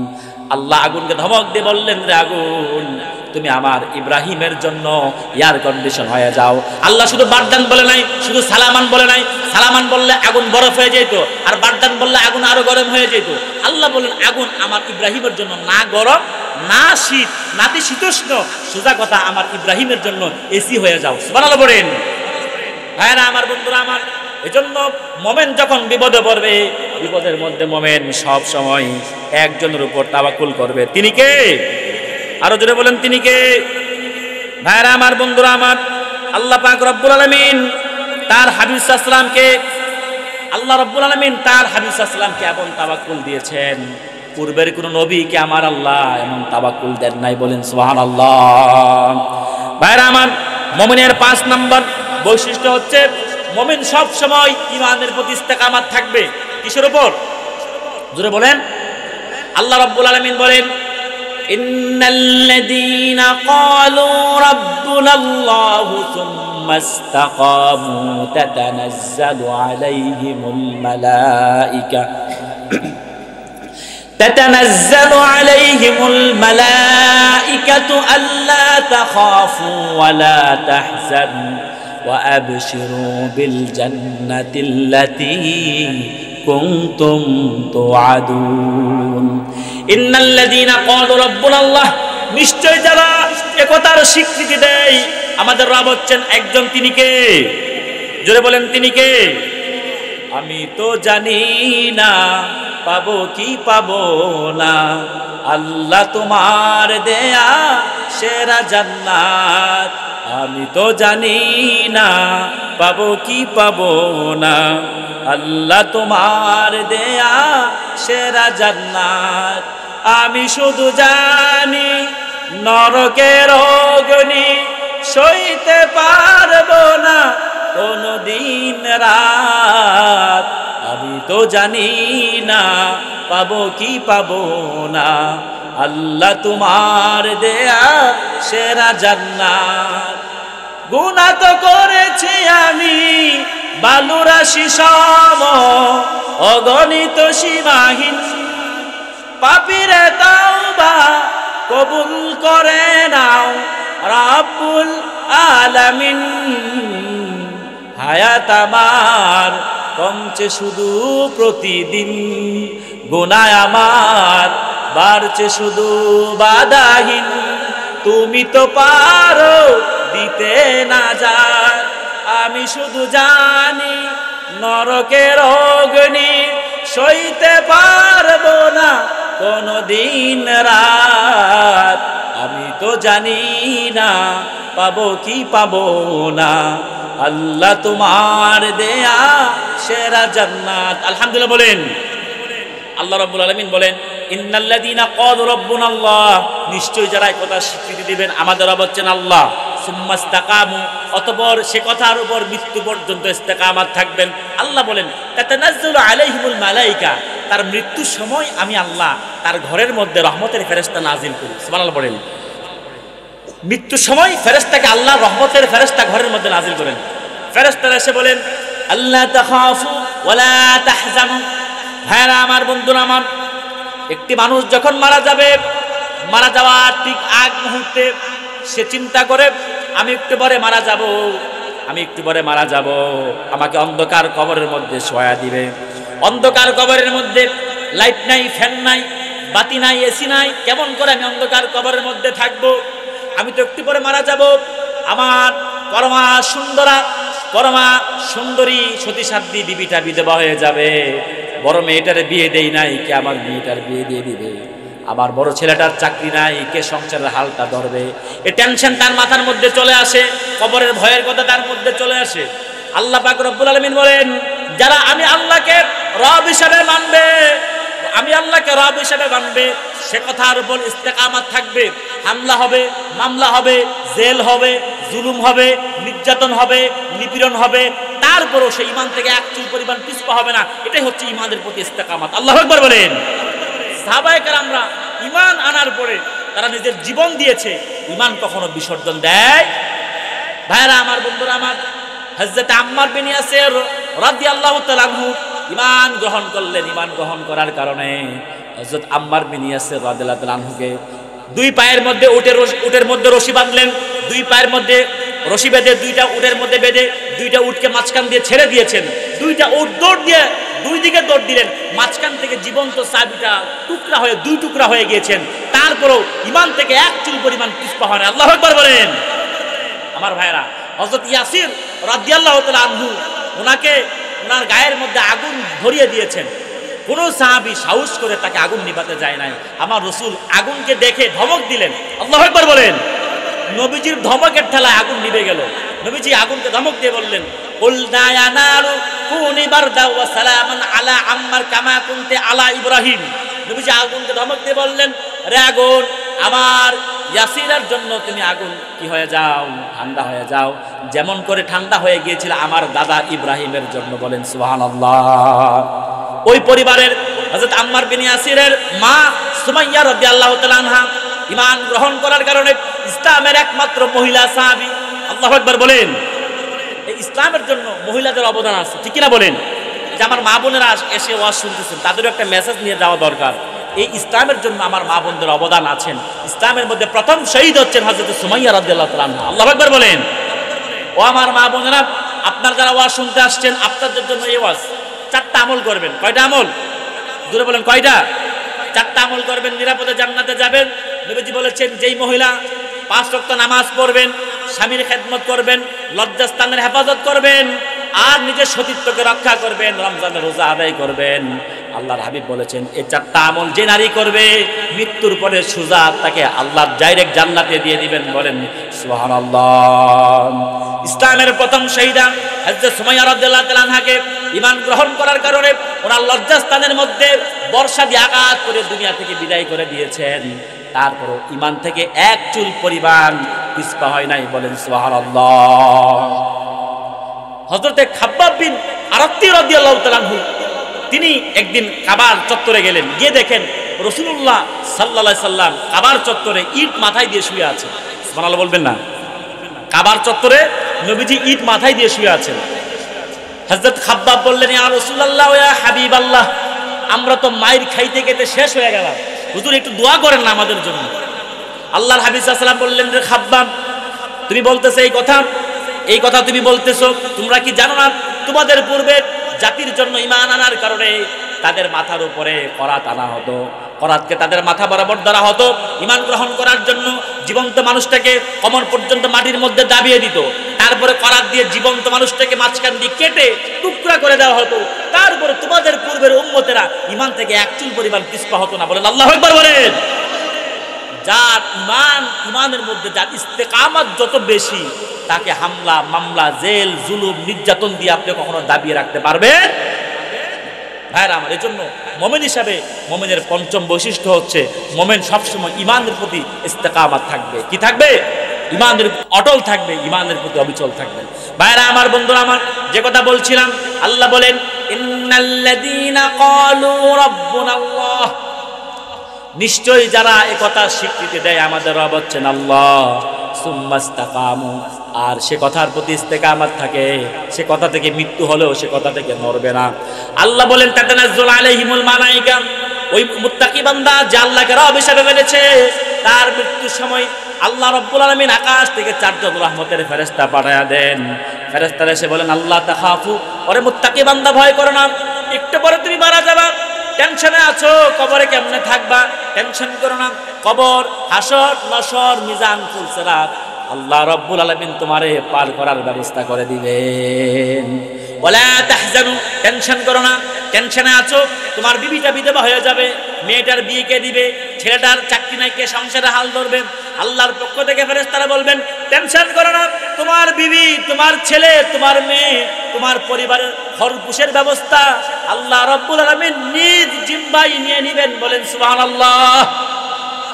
এরপরে মজার কথা, আল্লাহ বলেন ও আবশিরু বিল জান্নাহ, তুমি জান্নাতের খোঁজ খবর নাও। ইমাম রাজি রাহমাতুল্লাহ আলাইহি বলেন একটি মানুষ যখন মারা যাবে, মারা যাওয়ার আগে মুত্তাকি বান্দাকে আল্লাহ রাব্বুল আলামিন, মুত্তাকি বান্দার সম্মানে আমার আল্লাহ আকাশের সবগুলো দরজা আমার আল্লাহ খুলে দেন। সুবহানাল্লাহ বলেন। মুত্তাকি বান্দার জন্য আল্লাহ রাব্বুল আলামিন আকাশের সবগুলো দরজা খুলে দেন। ওই মুত্তাকি বান্দা জান্নাতের মধ্যে কোন রুমে থাকবে, কেমন করে থাকবে, আমার আল্লাহ রাব্বুল আলামিন ওই মুত্তাকি বান্দাকে সব কিছু আমার আল্লাহ ওই ঘরটা দেখায় দেন। বলেন সুবহানাল্লাহ। আচ্ছা ভাই বলেন, যদি মৃত্যুর আগে আপনাকে কবর জগতের জন্য আশ্বস্ত করা হয় বিপদে পড়বেন না, আপনার পরিবারের ব্যাপারে সান্ত্বনা দেওয়া হয়, আর মৃত্যুর আগে যদি আল্লাহ আপনার জান্নাতটা দেখায় দেয়, এর চেয়ে বড় নিয়ামত বান্দার জন্য আর কিছু হতে পারে? কথা বলেন, হতে পারে? তাহলে মুত্তাকি হতে হবে, আল্লাহকে রব হিসেবে মানতে হবে। এই রব কথা মানার পরে এই কথার উপর ইস্তেকামত থাকতে হবে, ঈমান বিক্রি করা যাবে না। ঠিক কিনা বলেন আমার ভাইয়ারা? মুত্তাকি বান্দার, একজন মুমিন বান্দার 6 নাম্বার হচ্ছে সব সময় রাসূলুল্লাহ সাল্লাল্লাহু আলাইহি সাল্লামের সুন্নাতের ইত্তেবা করবে। এখন কথা বললে অনেকে রাগ হতে পারে, রাসূলুল্লাহর ইত্তেবা ছাড়া মুসলমান হওয়ার কোনো সুযোগ নাই। আল্লাহ রাব্বুল আলামিন বলেন ফাত্তাকুল্লাহা ওয়া আসলিহু যাতা বাইনিকুম ওয়া আতিউল্লাহা ওয়ার রাসূলা লাআল্লাকুম ইন কুনতুম মুমিনিন।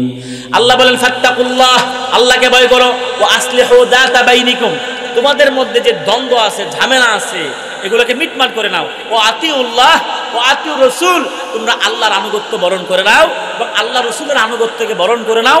ইন কুনতুম মুমিনিন, যদি তোমরা মুমিন হওয়ার দাবি করে থাকো। তাহলে বোঝা গেল রাসূলুল্লাহর ইত্তেবার বাইরে মুমিন হওয়ার কোনো সুযোগ। আমার ভাইরা, রাসূলুল্লাহর ইত্তেবারে হচ্ছে ঈমান, ইসলাম, ইহসান। রাসূলুল্লাহর ইত্তেবার নামই হচ্ছে শরিয়ত, তরিকত, হাকিকত, মারিফত। রাসূলুল্লাহর ইত্তেবার বাইরে কোনো দিন নাই, কোনো ঈমান নাই, কোনো ইহসান নাই, কোনো শরিয়ত নাই, কোনো তরিকত নাই, কোনো মারিফত নাই। রাসূলুল্লাহর ইত্তেবাটাই হচ্ছে গোটা ইসলাম। বলেন সুবহানাল্লাহ। আমার ভাইয়ারা, রাসূলুল্লাহর ইত্তেবাটা কেমন করে করবেন? সিরাতের কিতাব থেকে একটা হাদিস শোনায় দিচ্ছি।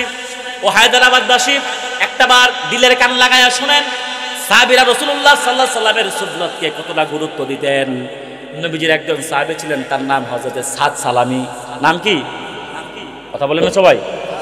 সাদ সালামী রাদিয়াল্লাহু তাআলা আনহু, উনি দেখতে একেবারে কুৎসিত কালো ছিল, একেবারে কুৎসিত কালো ছিল, আর মদিনা মুনাওয়ারার সবচেয়ে গরীব সাহাবীদের একজন ছিলেন। উনি একদিন আল্লাহর হাবিবের কাছে গেলেন, দেখেন কত দরদ মাখা কণ্ঠ, গিয়ে বললেন ইয়া রাসূলুল্লাহ ইয়া হাবিবাল্লাহ, আমি কালো বলে কি আল্লাহর জান্নাতে যেতে পারবো না? চিন্তা করছেন কথাটা কত দরদ নিয়ে বলছে যে হুজুর আমি কালো বলে কি জান্নাতে যেতে পারবো না? আল্লাহর হাবিব তার দিকে তাকায় মুচকি হাসি দিয়ে বললেন, সাহাবী কেন ঈমান আনো নাই? ঈমান আনছো? বলেন হুজুর দীর্ঘ 8 মাস আগে আমি ঈমান আনছি। তো ঈমান আনছো, তুমি জান্নাতে যাবা কিনা টেনশন কেন? বললেন, ইয়া রাসূলুল্লাহ ইয়া হাবিবাল্লাহ, ঈমান আনার পরে এক ওয়াক্ত নামাজ কাজা করি নাই, একটা ফরজ ওয়াজিব ছাড়ি নাই, আপনার একটা আদনা সুন্নত আমি ছাড়ি নাই। তো নবীজি বললেন, তাহলে টেনশন কিসের?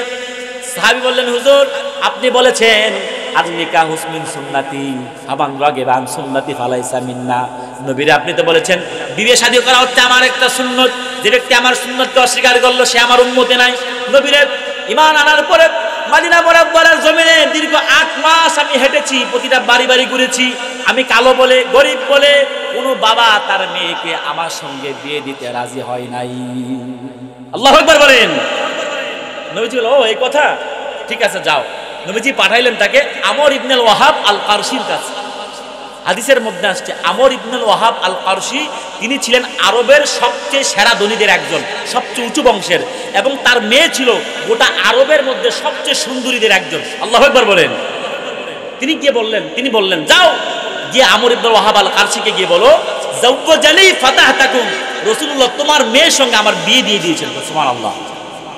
চিন্তা করছেন, আমরা আলেম বা ইমাম সাহেব খতিব সাহেবরা সর্বোচ্চ বিয়ের প্রস্তাব পাঠাতে পারবে, চৌধুরী সাহেবের মাইয়া হাজী সাহেবের মাইয়া গিয়ে বললো যে হুজুর প্রস্তাব পাঠাইছে, কিন্তু রাসূলুল্লাহ কোনো প্রস্তাব পাঠায় না। রাসূলুল্লাহ বললেন যাও আমি তোমার বিয়ে দিয়ে দিয়েছি। সাহাবী মনে মনে চিন্তা করলেন, নবীজিকে আমার সাথে ঠাট্টা করলো নাকি? আমি হইলাম কালো, আবার হইলাম গরিব, যার কাছে পাঠাচ্ছে সে সবচেয়ে ধনী, তার মেয়ে হচ্ছে সবচেয়ে সেরা সুন্দরী। আসুক, সমস্যা নেই। ভাইরা আমার, বন্ধুরা আমার, যে কথা বলছিলাম, তিনি হচ্ছেন সবচেয়ে কালো সাহাবী, গরিব সাহাবী, আর যার কাছে পাঠিয়েছেন তিনি সবচেয়ে ধনী সাহাবী, এবং তার মেয়ে হচ্ছে গোটা মদিনা মুনাওয়ারার সবচেয়ে সুন্দরীদের একজন। তিনি বললেন যেহেতু নবীজি আমাকে পাঠিয়েছে আমি একবার যাই। তিনি চলে গেলেন আমর ইবনুল ওয়াহাব আল কারশির বাড়িতে। এখন বাড়িতে গিয়ে যে দরজায় টোকা দিবে সাহস খুঁজে পাচ্ছেন। হাদিসের মধ্যে আসছে ফাকরা আল বাবা কুরআন রাকিকা। খুব হ্যাঁ আমার ভাইরা, আজকের মাহফিলে যিনি দ্বিতীয় বক্তা, বিশিষ্ট ইসলামী চিন্তাবিদ মুফাসসির কোরআন হযরত মাওলানা মির্জা মুহাম্মদ ইয়াসিন আরাফাত সাহেব, ইতিমধ্যে আমাদের মাহফিলে এসে পৌঁছে গেছেন। আলহামদুলিল্লাহ বলেন। খাওয়া দাওয়া করে অল্প কিছুক্ষণের মধ্যে স্টেজে আসতেছেন। আপনাদের কষ্ট হচ্ছে না তো? আমি আপনাদের এলাকার মানুষ, ভাঙ্গাচোরা মানুষ, কোনো রকমের ঠেকার কাজ চালাই। ওলামায়ে কেরাম আসতেছেন, তাদের জবান থেকে আপনারা কোরআন থেকে তাফসীর শুনবেন। আল্লাহ কবুল করে বলেন আমিন। ভাইরা আমার, বন্ধুরা আমার, সাদ সালামি চলে গেলেন আমর ইবনুল ওয়াহাব আল কারশির বাড়িতে। ফাকরা আল বাবা কুরআন রাকিকা, খুব আস্তে করে একটা টোকা দিলেন, অমনি দরজা খুললো। দরজা খোলার পরে ওই মেয়ে পর্দা করলো। দিনদার নারীদের চরিত্র হচ্ছে বিয়ের যখন বয়স হয় দেখে কোনো মেসেজ আসে কিনা, মানে কে আসছে কি নিয়ে আসছে একটু কান লাগায় কথা শোনার চেষ্টা করে। ওই মেয়ে পর্দা করলেন, পর্দা করার পরে কি বলে এটা শোনার জন্য কানটা লাগায় রাখলেন পর্দার আড়াল থেকে। হযরত সাদ সালামি বললেন, আমর ইবনুল ওয়াহাবকে বললেন, যাওয়াজানি রাসূলুল্লাহ সাল্লাল্লাহু আলাইহি সাল্লাম ফাতাহতাকুম, আল্লাহর হাবিব তোমার সুন্দরী মেয়ের সঙ্গে আমার বিয়ে দিয়ে দিয়েছেন। বলেন সুবহানাল্লাহ। উনি একবার তাকায় ছেলের দিকে, আরেকবার তাকায় ওনার মেয়ের দিকে। হায় হায়, এটা তো 19 আর 20 না, এটা 1 আর 20। এই বিয়ে কেমনে হয়? এই বিয়ে কেমনে হয়? এত কালো মেয়ে ছেলের সাথে আমার সুন্দরী মেয়ের, এত গরিব ছেলের সাথে আমি ধনী মানুষ কেমনে যায়? হাদিসের মধ্যে আসছে উনি খুব রূঢ় ব্যবহার করে ঘাট ধাক্কা দিয়ে তাকে ঘর থেকে বের করে দিয়ে দরজা লাগাই দিয়েছে। নাউজুবিল্লাহ বলেন। মেয়ে দৌড়ায় আসছে, মেয়ে দৌড়ায় এসে বললেন, বাবা সরকারে দু জাহান মুহাম্মদ সাল্লাল্লাহু আলাইহি ওয়াসাল্লাম যাকে বর করে আমার কাছে পাঠালো তাকে ফিরাই দেওয়ার ক্ষমতা তোমাকে কে দিল? বাবা আন-নাজাত আন-নাজাত আন-নাজাত আন-নাজাত, বাবা তুমি তোমার জন্য জাহান্নাম ওয়াজিব করে নিয়েছো। বাবা যেই ছেলেকে রাসূলুল্লাহ বর করে পাঠিয়েছে আমি তার কাছে নিজের জীবনটাকে সঁপে দিলাম। বলেন সুবহানাল্লাহ। বাবা যাও ওই ছেলেকে নিয়ে আসো, আমি তাকেই বিয়ে করি। মেয়ের কথা শুনে বাপ দিছে দৌড়। যিশুর কাছে দৌড়াইতে দৌড়াইতে গিয়ে দেখেন সাহাবী রাসূলুল্লাহ হুজরা মোবারকে গিয়ে বসে কান্না করছেন। গিয়ে তিনি বলেন, হুজুর আমার ভুল হয়ে গেছে, বুঝতে পারেন, আমার মাফ করে দেন। নবীজি বলেন, যাও মাফ করে দিলাম। এবার গরিব সাহাবী, বিয়ে করবে, টাকাও নাই, মোহরও নাই। নবীজি বলেন, আবু বকর তুমি দাও 200, ওমর 200, ওসমান 200, আলী 200, 4জন সাহাবী মিলে 800 দিরহাম দিল। কত দিরহাম? 800 দিরহাম। নবীজি বললেন এটা থেকে কিছু টাকা মোহর দিবা আর বাকি টাকা দিয়ে তুমি বিয়ের শেরওয়ানি, পাঞ্জাবি, জুব্বা, টুপি কিনবা। সাহাবী এই টাকা নিয়ে গেছেন মদিনা মুনাওয়ারার বাজারের মধ্যে আপনার বিয়ের সরঞ্জামাদি কেনার জন্য। হঠাৎ করে আওয়াজ আসলো, আন্নাফির আন্নাফির আন্নাফির, জিহাদ জিহাদ জিহাদ। আল্লাহু আকবার বলেন।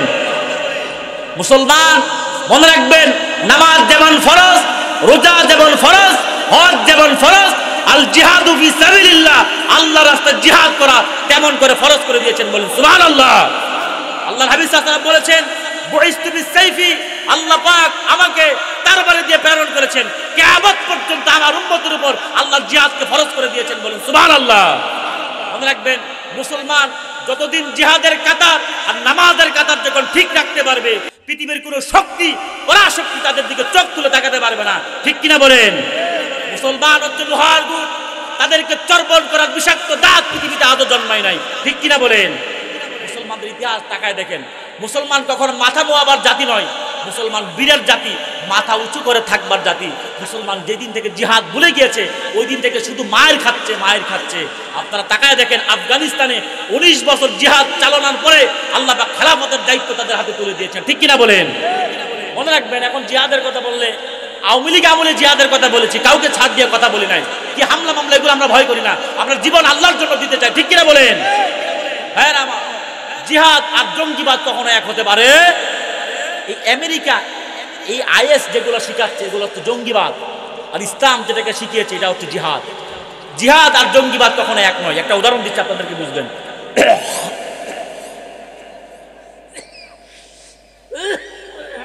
মনে করেন আপনার পেটের মধ্যে একটা টিউমার হলো, আপনি টিউমার হওয়ার পরে আপনি গেলেন ঢাকা পিজিতে, গিয়ে আপনি পরীক্ষা করলেন, ডাক্তার বললো আপনার পেটের মধ্যে একটা টিউমার হয়েছে, অপারেশন লাগবে।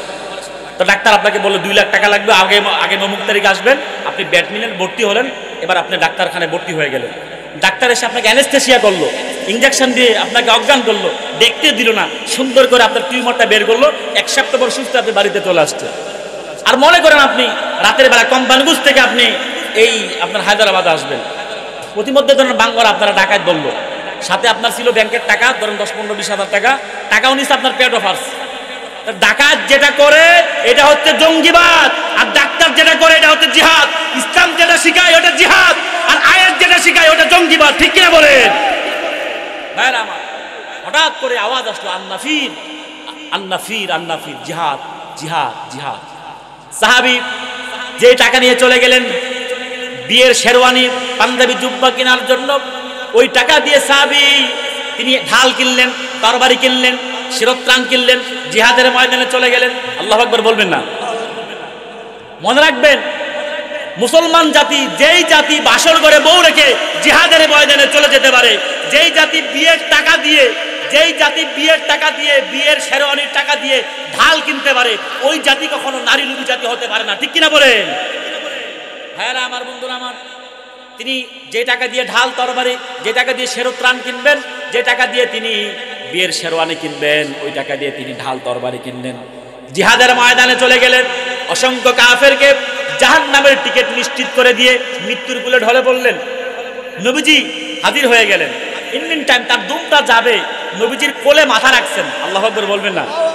আচ্ছা বলেন তো, দেখেন একটু একটু মনে করে দেখেন, যে আপনার মারা যাওয়ার সময় যদি আপনার মাথাটা নবীজির কোলে থাকে, নবীজির চেহারার দিকে তাকায় মরতে পারেন, এর চেয়ে সুকিসমত হতে পারে? আর বলেন, এর চেয়ে সুমৃত্যু হতে পারে? সাদ সালামি মৃত্যুবরণ করবেন, নবীজির কোলের মধ্যে তার মাথাটা রেখে তিনি মৃত্যুর সন্নিকটে ঢলে পড়লেন। আল্লাহর হাবিব সাল্লাল্লাহু আলাইহি ওয়াসাল্লাম তাকে দেখে কান্না করছেন। হঠাৎ করে হযরতে সাদ সালাম ইন্তেকাল করলেন। নবীজি কতক্ষণ কান্না করলেন, তার চোখ বেয়ে পানি জ্বলল। তার কিছুক্ষণ পরে নবীজি হাসলেন। তার কিছুক্ষণ পরে নবীজি চেহারাটাকে ঘোরায় নিলেন। সাহাবীদের মধ্যে একজন সাহাবী ছিলেন, যুবক সাহাবী, যার নাম হযরতে আবু লুবাবা রাদিয়াল্লাহু তাআলা আনহু। আবু লুবাবা বললেন, ইয়া রাসূলুল্লাহ ওয়া ইয়া হাবিবাল্লাহ, আমরা দেখলাম আপনি সাদ সালামের দিকে তাকায়া কতক্ষণ কান্না করলেন, কতক্ষণ হাসলেন, তারপরে চেহারাটাকে ঘোরায় নিলেন, তার কারণটা কি? নবীজি বললেন, রে আবু লুবাবা, আমার সাদ ঈমান এনেছে, দীর্ঘ 8 মাস মদিনা মুনাওয়ারা জমিনের মধ্যে ঘুরেছে, কোনো বাবা তার মেয়েকে আমার সাদের হাতে সদুত্তর করে নাই। আমার সাদের হাতে কোনো বাবা তার মেয়েকে সুপুর্দ করে নাই। এই স্নেহের কারণে আমার চোখ থেকে পানি ঝরছে। নবীজি কেন হাসলেন? আপনি হাসার কারণটা কি?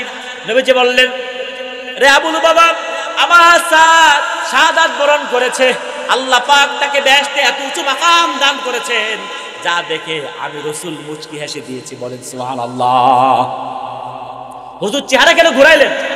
নবীজি বললেন, রে আবুল বাবা, আমার সাদ শাহাদাত বরণ করেছে, তার লাশটা গ্রহণ করার জন্য আল্লাহ আকাশের সবগুলো দরজা খুলে দিয়েছেন।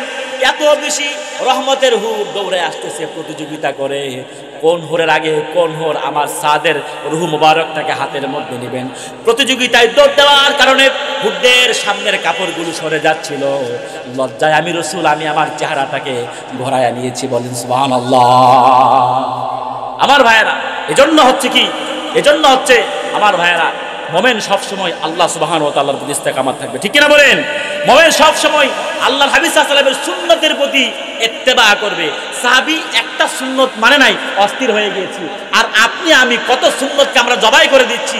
সুন্নত তো দূরের কথা, ফরজ ওয়াজিবেরই আমরা ধার ধারি না। ঠিক কিনা বলেন? মনে রাখবেন, রাসূল করিম সাল্লাল্লাহু আলাইহি ওয়াসাল্লামের হাদিস, কোন উম্মত যদি কিয়ামতের আগে একটা আদনা সুন্নতকে দাঁত দ্বারা কামড়ায় ধরে রাখে, আল্লাহ পাক তার আমলনামায় 100 গলা কাটা শহীদের সওয়াব আল্লাহ তার আমলনামার মধ্যে দিবেন। বলেন সুবহানাল্লাহ।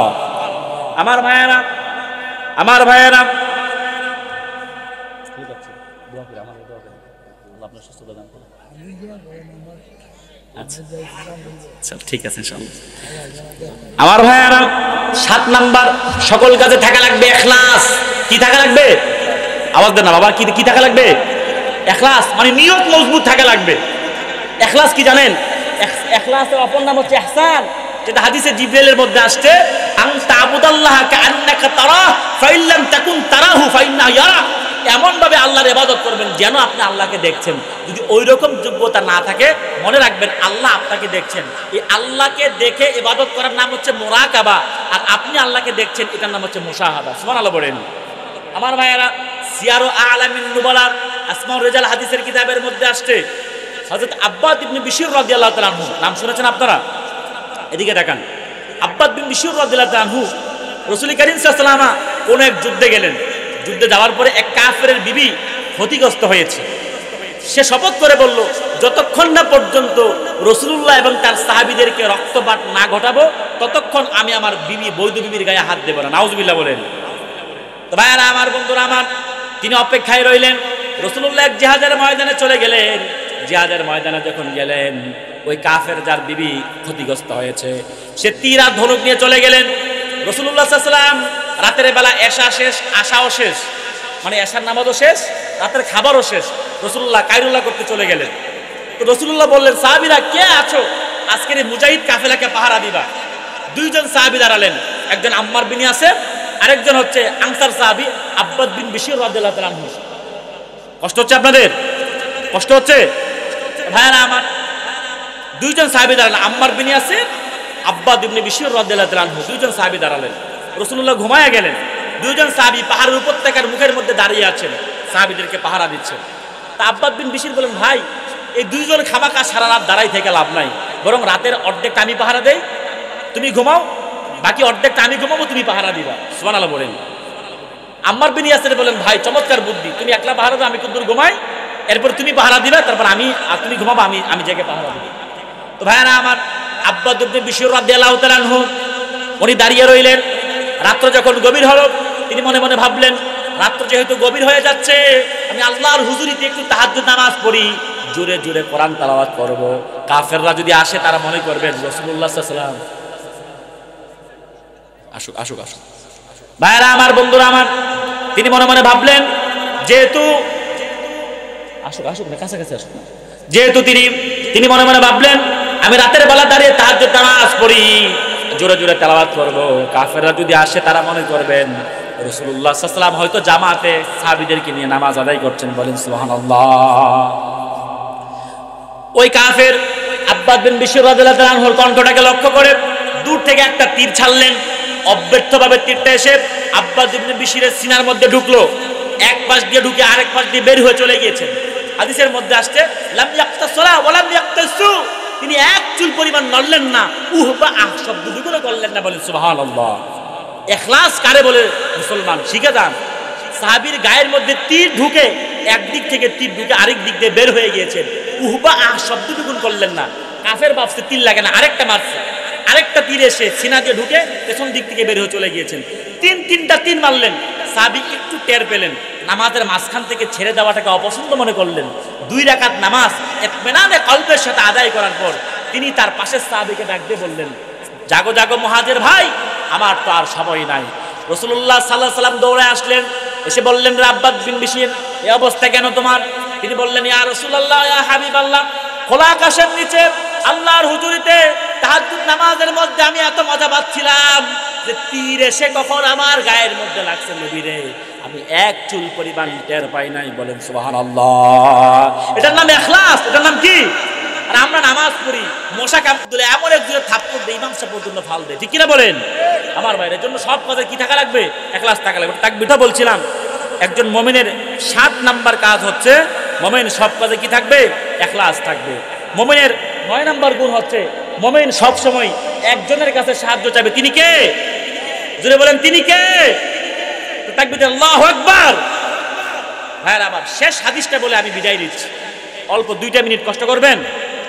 কত কষ্ট হচ্ছে আপনাদের? আমার ভাইরা, রাসূল করিম সাল্লাল্লাহু আলাইহি ওয়াসাল্লামের জলিলুল কদর সাহাবী, আল্লাহর হাবিব সাল্লাল্লাহু আলাইহি ওয়াসাল্লামের পালক পুত্র যায়েদ বিন হারেসা রাদিয়াল্লাহু তাআলা আনহু। নাম কি? কথা বলেন, নাম কি? যায়েদ বিন হারেসা রাদিয়াল্লাহু তাআলা আনহু। উনি আচ্ছা ঠিক আছে, রেস্ট করেন, 5 মিনিট সময় দিলাম। আমার ভাইয়ারা, যে কথা বলছিলাম যায়েদ বিন হারেসা রাদিয়াল্লাহু তাআলা আনহু, উনি মক্কা থেকে তায়েফে যাবেন, বুঝছেন? মক্কা থেকে তায়েফে যাবেন। তায়েফে যাওয়ার পথে ওনার সাথে এক সাহাবীকে নিয়ে রওনা দিলেন। অনেক দূর পথ চলতেছেন, হঠাৎ করে ক্লান্তি পাওয়ার পরে এখন উনি একটু বিশ্রাম নিলেন একটা পাহাড়ের গুহার মধ্যে, ঘুমায়া গেলেন। ঘুম থেকে উঠে দেখেন ওনার হাতও বাঁধা, পাও বাঁধা। আল্লাহু আকবার বলবেন না? তিনি ভাবলেন, হায় হায়, এ আকাম করলো কে? আমার হাতও বেঁধে ফেললো, পাও বেঁধে ফেললো। তাকায় দেখেন দূর থেকে ওই সাহাবী খিলখিল করে হাসছেন। তিনি বললেন, আমার এই অবস্থা কে করলো? বলেন, আমি করেছি। কেন ভাই, আমি তোমার কোনো ক্ষতি করেছি? বললেন, না, আমার তুমি কোনো ক্ষতি করো নাই, তোমার সঙ্গে আমার কোনো দুশমনি নাই, আমার দুশমনি হচ্ছে আল্লাহ রসুলের সঙ্গে। বলেন নাউজুবিল্লাহ। আমি জানি রাসূলুল্লাহর কোনো ছেলে নাই, তুমি রাসূলুল্লাহর পালক পুত্র, তোমার যদি কষ্ট দেই রাসূলুল্লাহ কষ্ট পাবে, আর রাসূলুল্লাহকে কষ্ট দেওয়া হচ্ছে আমার উদ্দেশ্য। বলেন নাউজুবিল্লাহ। যায়েদ বিন হারেসা দেখলেন এই বিপদের অন্তিম মুহূর্তে আল্লাহর সাহায্য ছাড়া বাঁচার কোনো উপায় নাই। যায়েদ বিন হারেসা তিনি হৃদয়ের গভীর থেকে মনটাকে নরম করলেন, চোখের 2 ফোঁটা পানি ফেলে আল্লাহকে ডাকতে বললেন, আগিসনি ইয়া রহমান, ওরে রহমান, ওরে রহমান, আমি বিপদে পড়েছি, তুমি আমাদের সাহায্য করো। ওই কাফের তরবারে দিয়ে গর্দান কাটতে গিয়েছে। হঠাৎ করে একটা বিকট আওয়াজ আসলো, সাবধান সাবধান, অমুক যায়েদ বিন হারেসার গলা কেটো না। ওই কাফের গুহা থেকে বের হয়ে তাইফের জমিনে এসে দেখেন কেউ নাই। আবার গিয়েছেন, আপনার মাথা ধরে তরবারি দিয়ে আঘাত করবেন, আবার একটা বিকট আওয়াজ আসলো, আগের চেয়ে একটু বিকট আওয়াজ, সাবধান যায়েদ বিন হারেসার গর্দান কেটো না। আরেকটু পরে এমন বিশাল এক আওয়াজ আসলো, সাবধান অমুকের বেটা অমুক যায়েদ বিন হারেসার একটা চুল স্পর্শ করবে না। ওই লোক বের হলেন, দেখেন একটা সবুজ ঘোড়া, একজন মানুষ অশ্রুতপূর্ব এক হাতে তরবারি নিয়ে দাঁড়িয়ে আছেন। ওই কাফের সামনে গেলেন, উনি বাম হাত ধরে তার চুলের মুন্ডুটা ধরলেন, এক কুবে তার গর্দান থেকে দেহটাকে আলাদা করে দিলেন। আল্লাহু আকবার বলেন। ভেতরে গেলেন, যায়েদ বিন হারেসার হাতের বাঁধন খুললেন, পায়ের বাঁধন খুললেন। যায়েদ বিন হারেসার সঙ্গে মোলাকাত করছেন। বললেন, ভাই আপনি কে? আপনার পরিচয় কি? এই বিপদের মুহূর্তে কোথা থেকে আসছেন? তিনি বললেন, ভাই আমার পরিচয় হচ্ছে আনা জিবরাইল, আমি আল্লাহর ফেরেশতা জিবরাইল। আল্লাহ তোমাকে সাহায্যের জন্য আল্লাহ আমাকে সিদরাতুল মুনতাহা থেকে পাঠিয়ে দিয়েছেন। বলেন সুবহানাল্লাহ। যে আল্লাহ বিপদে যায়েদ বিন হারেসাকে সাহায্য করতে পারে, ওই আল্লাহ আপনাকে আমাকে পারে কিনা বলেন? মুমিন তার জীবনে সব সময় একমাত্র সাহায্য চাবে যার কাছে, তিনি কে?